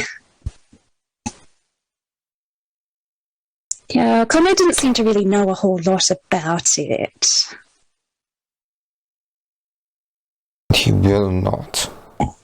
No, certainly. How about I show you a little taste? I think this would be from both of us, actually. And could I hit him? I'm gonna roll to hit him with my staff. I'm not trying to hit him very hard, just enough to do this effect. That's a 30 to hit. That'll certainly hit. I would like to do a wrathful smite. Okay. Could I have a wisdom saving throw from my father? Beatrice is in the afterlife, just like pumping her fist, like, yes, that's that's boy. a failure. Excellent. So he's afraid of me. And he takes 12 points of damage, non-lethal. He is rendered unconscious by that. Oh shit! Well, that was deserved. I'll check his pulse. I mean, he's still alive. Okay, cool. Invisibility. I'm out. I'm outie. Paul will sneak out. Paul will draw a mustache on his face and then sneak out. Okay. Excellent. So, then Paul, he moves to Durham with Sevia and they live their life together. Paul, starts working, like, odd jobs to make money. He starts having hobbies. For the first time in a long time, he starts working in the theatre, doing some acting, doing some stage design, and he does sports and such. His mental health is not going to recover anytime soon. He still struggles with anxiety. Now that he finally is in a less life-threatening situation, I think he finally has the chance to try to work through his PTSD, his anxiety, with Sevia beside him. So I think he definitely does come out the other side of this adventure a lot more confident, but with a lot more grief to work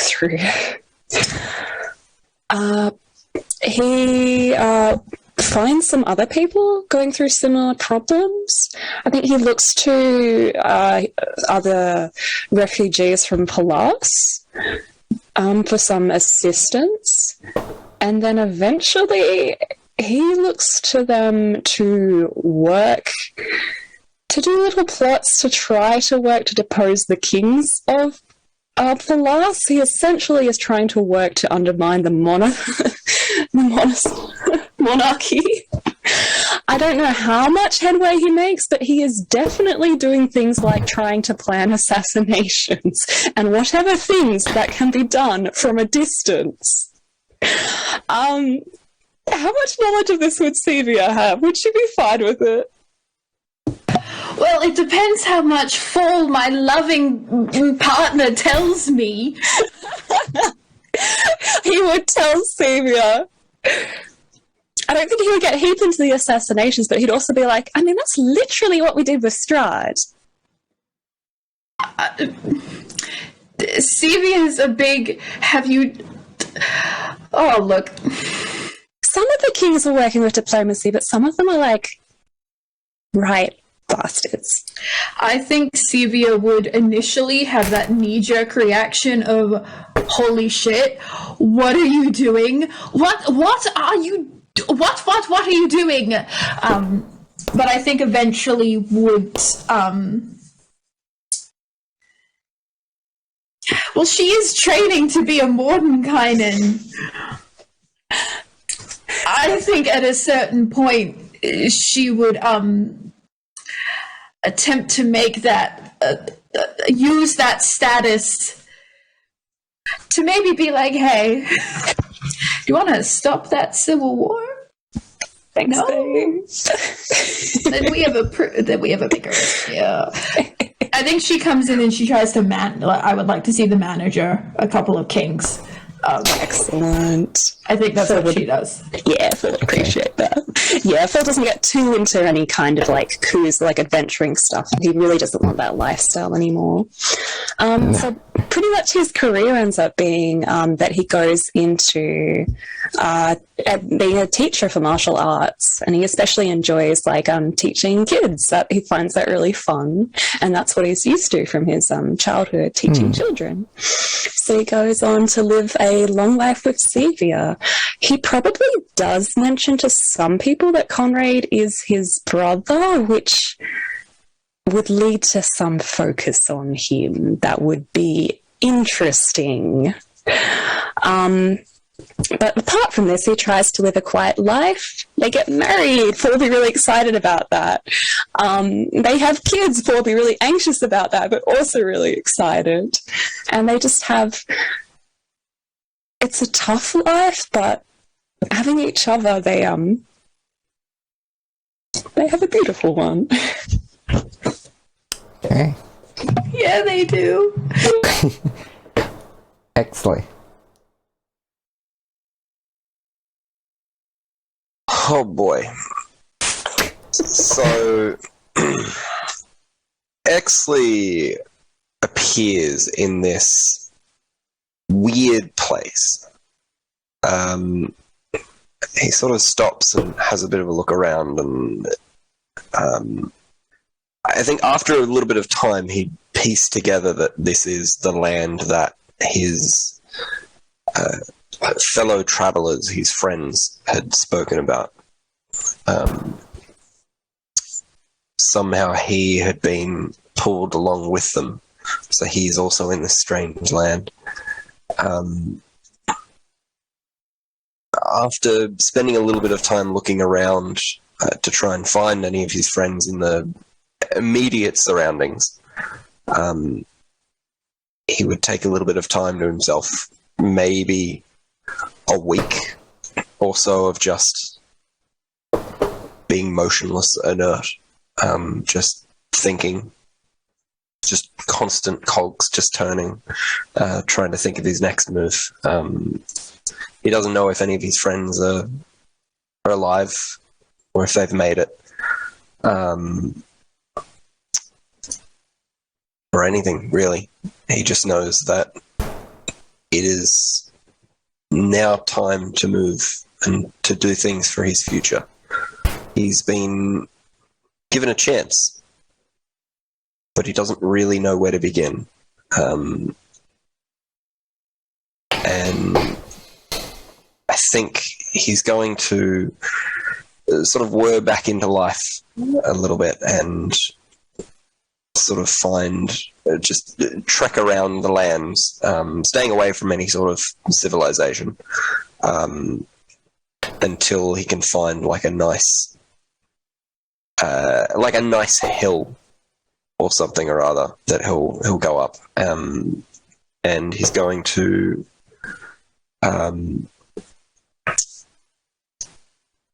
find a few different materials, some wood, some cloth, leaves, and sort of craft like a weird caricature. It's very crude, but it'll do the job. And he's going to dig a hole about 4 or 5 feet deep. He's going to put this caricature in the hole, and he's going to slowly pull the dirt back over the hole, assemble a little gravestone of rocks and sticks, and just have a little quiet moment for one of his companions that didn't make it, that seemed to sacrifice themselves so that the rest of us can get out. He'll spend a little bit of time there, and then he'll stand up, look off to the north, and start walking. He's going to take a bit of time, maybe a year or two, of just sort of wandering around, learning new things, expanding on his own knowledge of magic. He's probably going to delve back into necromancy a little bit, just sort of studying it. Not necessarily walking around with a posse of undead, but just studying and learning from it. And after maybe a year or two, he's going to sort of go through his pack as he's pulling out supplies, and he'll pull out a little note that he's going to open up, and he remembers his friends, and he remembers a promise that he made to one of them the night before they fought a god. And he's going to do whatever he can. He's very good at using magic to find things. He's found this group before, and he'll find someone again. He's going to try and find Conrad. He'll trek for as long as he needs to. He'll do whatever he needs to do to find Conrad. And that's what he does. A little letter in his hand. And he just wanders.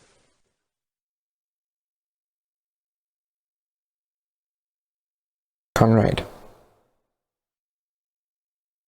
Oh, no description of what Beatrice does. I'm in pain. Okay, so... Well, Conrad's story is perhaps a bit longer than many others. He wakes up right where he started, or thereabouts, rousing from perhaps having fallen off his horse as he fled from his family home in a break for freedom, afraid of his family and the repercussions of people who settled their matters with assassination and bloodshed and pain. Remembers nothing of his adventures across the plains or the people he met there.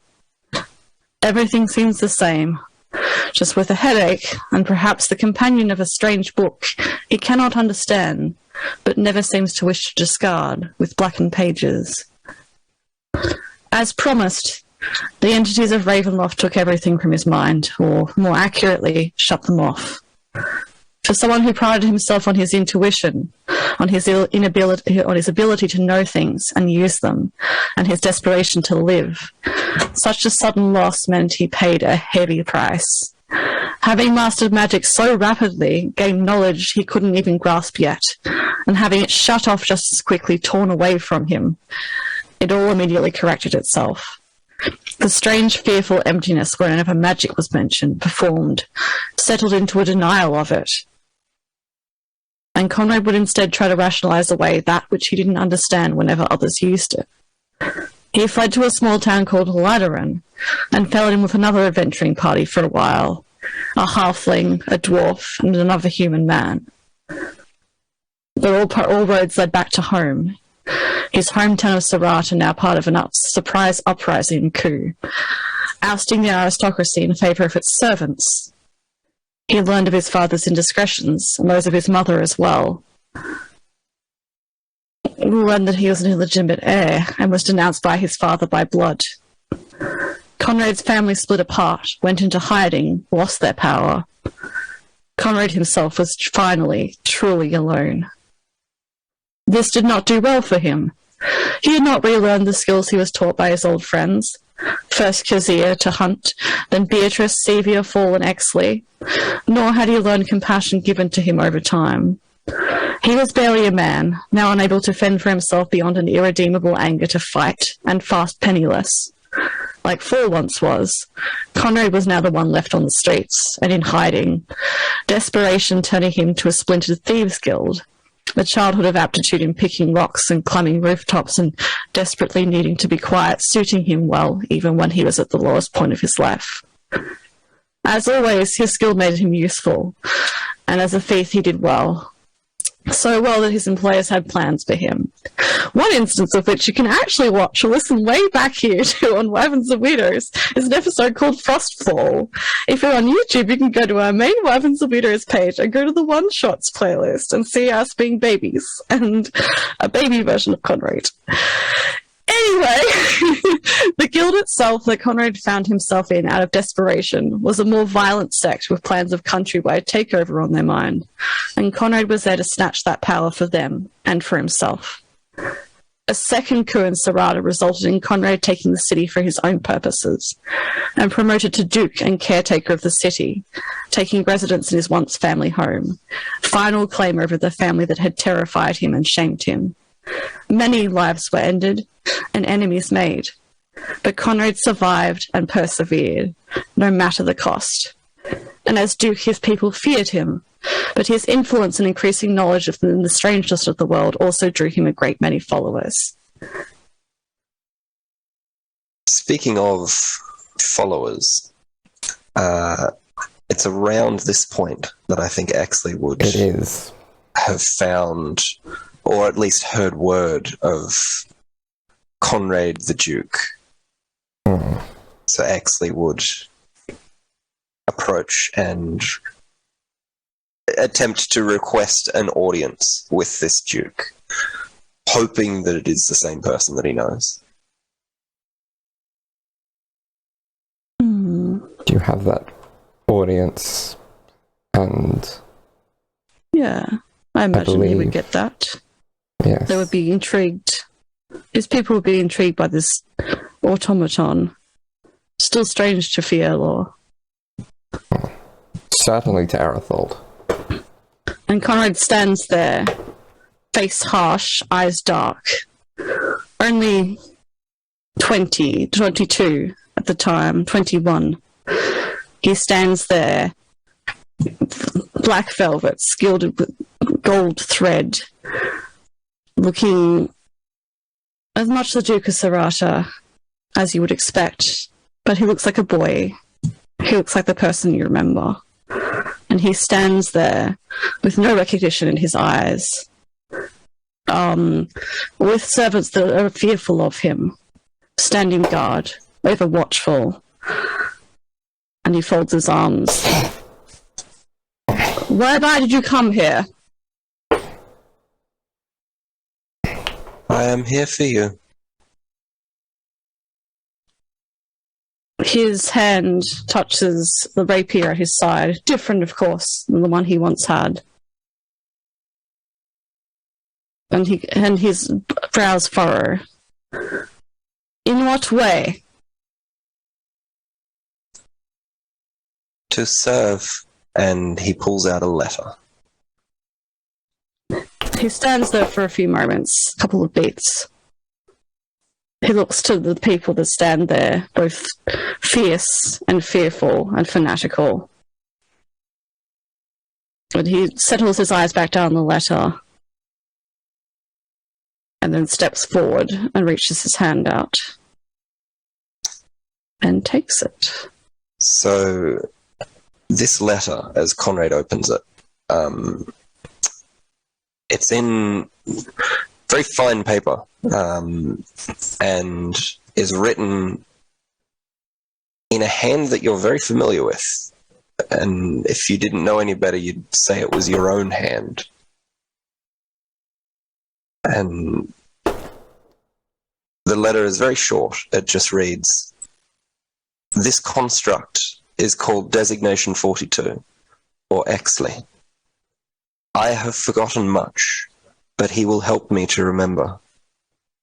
He is my loyal friend, and he is going to help me become who I deserve to be." And there is a seal at the bottom of it, which is your seal. Conrad's first reaction is of distrust, suspicion. He steps back, looks to the guards that he has, looks back at Exley. He takes a second look at the letter. He looks idly at the signet ring that he has, that he once discarded and then kept as some sort of joke as he took back his family home. He looks at the seal. How did you come by this? This is good forgery. It is no forgery. You wrote this yourself. And he looks over the letter again.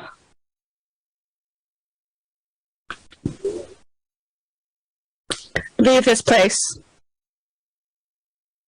But wait a while. I must confer.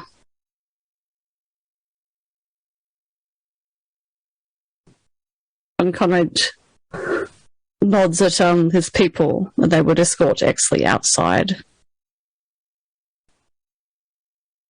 Exley will do as he's bidden. And Conrad takes this letter, but he doesn't. He looks and he spends a day contemplating this. He considers throwing it in the fire. He keeps looking at the seal.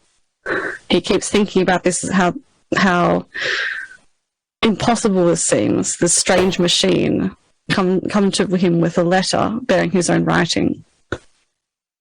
He contemplates this. He spends a day. He then seeks Exley out. If he is still there. If not, he sends people out after him, the strange automaton.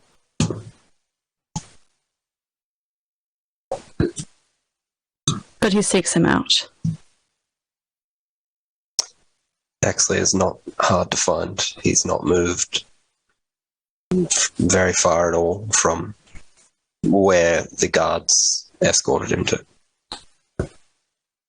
Machine! Conrad is holding the letter. 42! Or Exley, is it?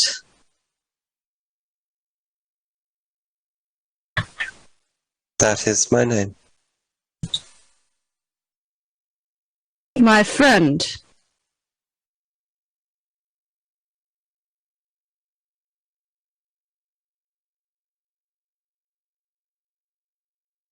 He tilts his head to one side, almost instinctively. Exley also has tilted his head, and on that motion he does right his head. Have you come to a decision? I'm not sure. But given this, it makes me curious. And I can't help but feel I know you from somewhere. And if that is the case, there is much to be done and be caught up on. And he motions for him to come inside. And Exley follows. So, perhaps in spite of the echoes of Ravenloft tearing his memories away, Conrad begins to look towards something he had shunned, the great emptiness within him which he could not place. He speaks with Exley much. He begins to take an interest in the magic with which he had once spurned. He begins to look with desperation to the limited time he has spent and how fast he has made his ascent in the world, and seeks to fill that emptiness with eternity. He begins looking into undeath. He tries to speak to Exley about things. I do not know how candid Exley is about what occurred in that month. Conrad never can quite grasp, I imagine, as there is the nature of his curse and what happened to his mind, can never quite grasp what had happened. And I am very sorry to say if Fall or Sevia tried to contact Conrad at some point during this time, he would not listen to them. If they sent him ascending, he would tell them to leave, to be gone. But he listens to Exley. And as I said, he begins looking into undeath. That is what Exley is good at. And so great is Conrad's trajectory, now guided by Exley, that when his old thieves' guild struggled and were overthrown, Conrad persevered, went underground again, listened to the guidance of his mechanical friend. He was smart and desperate to live. He had been granted knowledge long ago in the temple he did not understand of undeath. He had now become learned enough to make sense of it. Civilians died. They were unimportant in the grand scheme of things. In his mind, people did not love him, so they came to fear him. They were useful. Conrad was not powerless. He had allies, and he would claw his own future out for himself. So with his new friend, old friend, Conrad learned and read and fought his way into the world and became a lich, breathless, forever dying before he even turned 30. And that was not enough. Not nearly enough. These changes affected more than just Conrad as well. The influence of Conrad seeped into Exley as well, and Exley became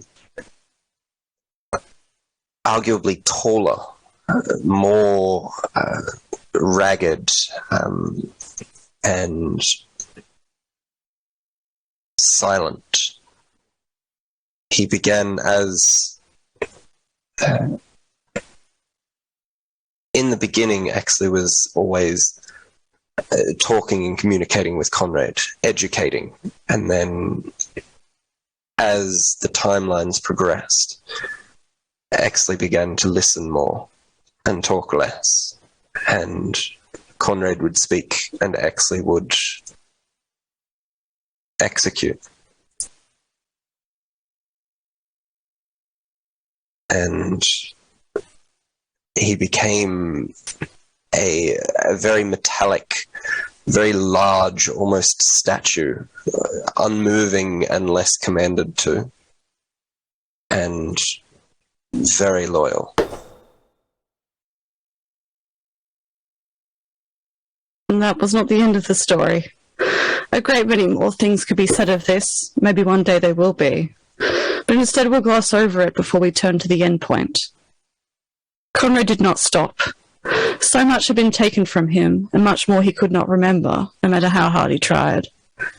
But Conrad wanted much, and he had strength, a loyal companion, a growing following that fast became a network across the land. He would not die. He had time.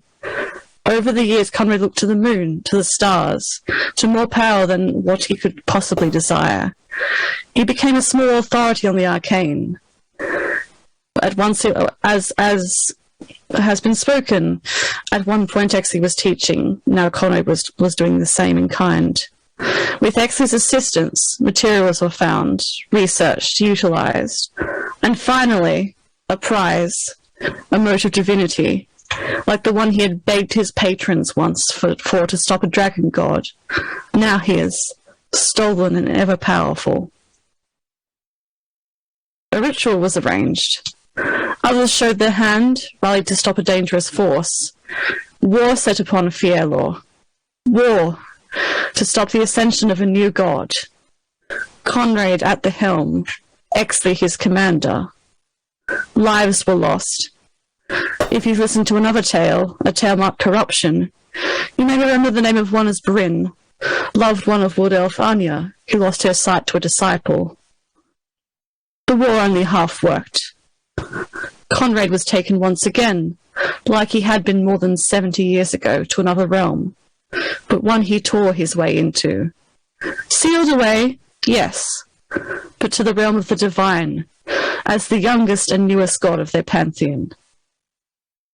After the war, his name is spoken only in hush and whispers, and perhaps as the old name of a friend by some, only few, but mostly hush and whispers, both mirth and reverence by his enemies and secretive followers as the vain shade, both derogatory and fearful and fanatical. But as always, the boy once known as Conrad bides his time, trusts his followers, speaks with the truest ones, trusts the only friend he remembers. He clawed his way to a crown of his own choosing, and whether or not he truly broke the cycle, like a serpent eating its own tail, he has divinity, he is eternal, and he is endless. And maybe that's what he always wanted, if only he could remember. And that is where we leave the story of the journey home. It has been 2.5 years for you guys of ups and downs, about 1.5 years for us, as is the way of our recording process.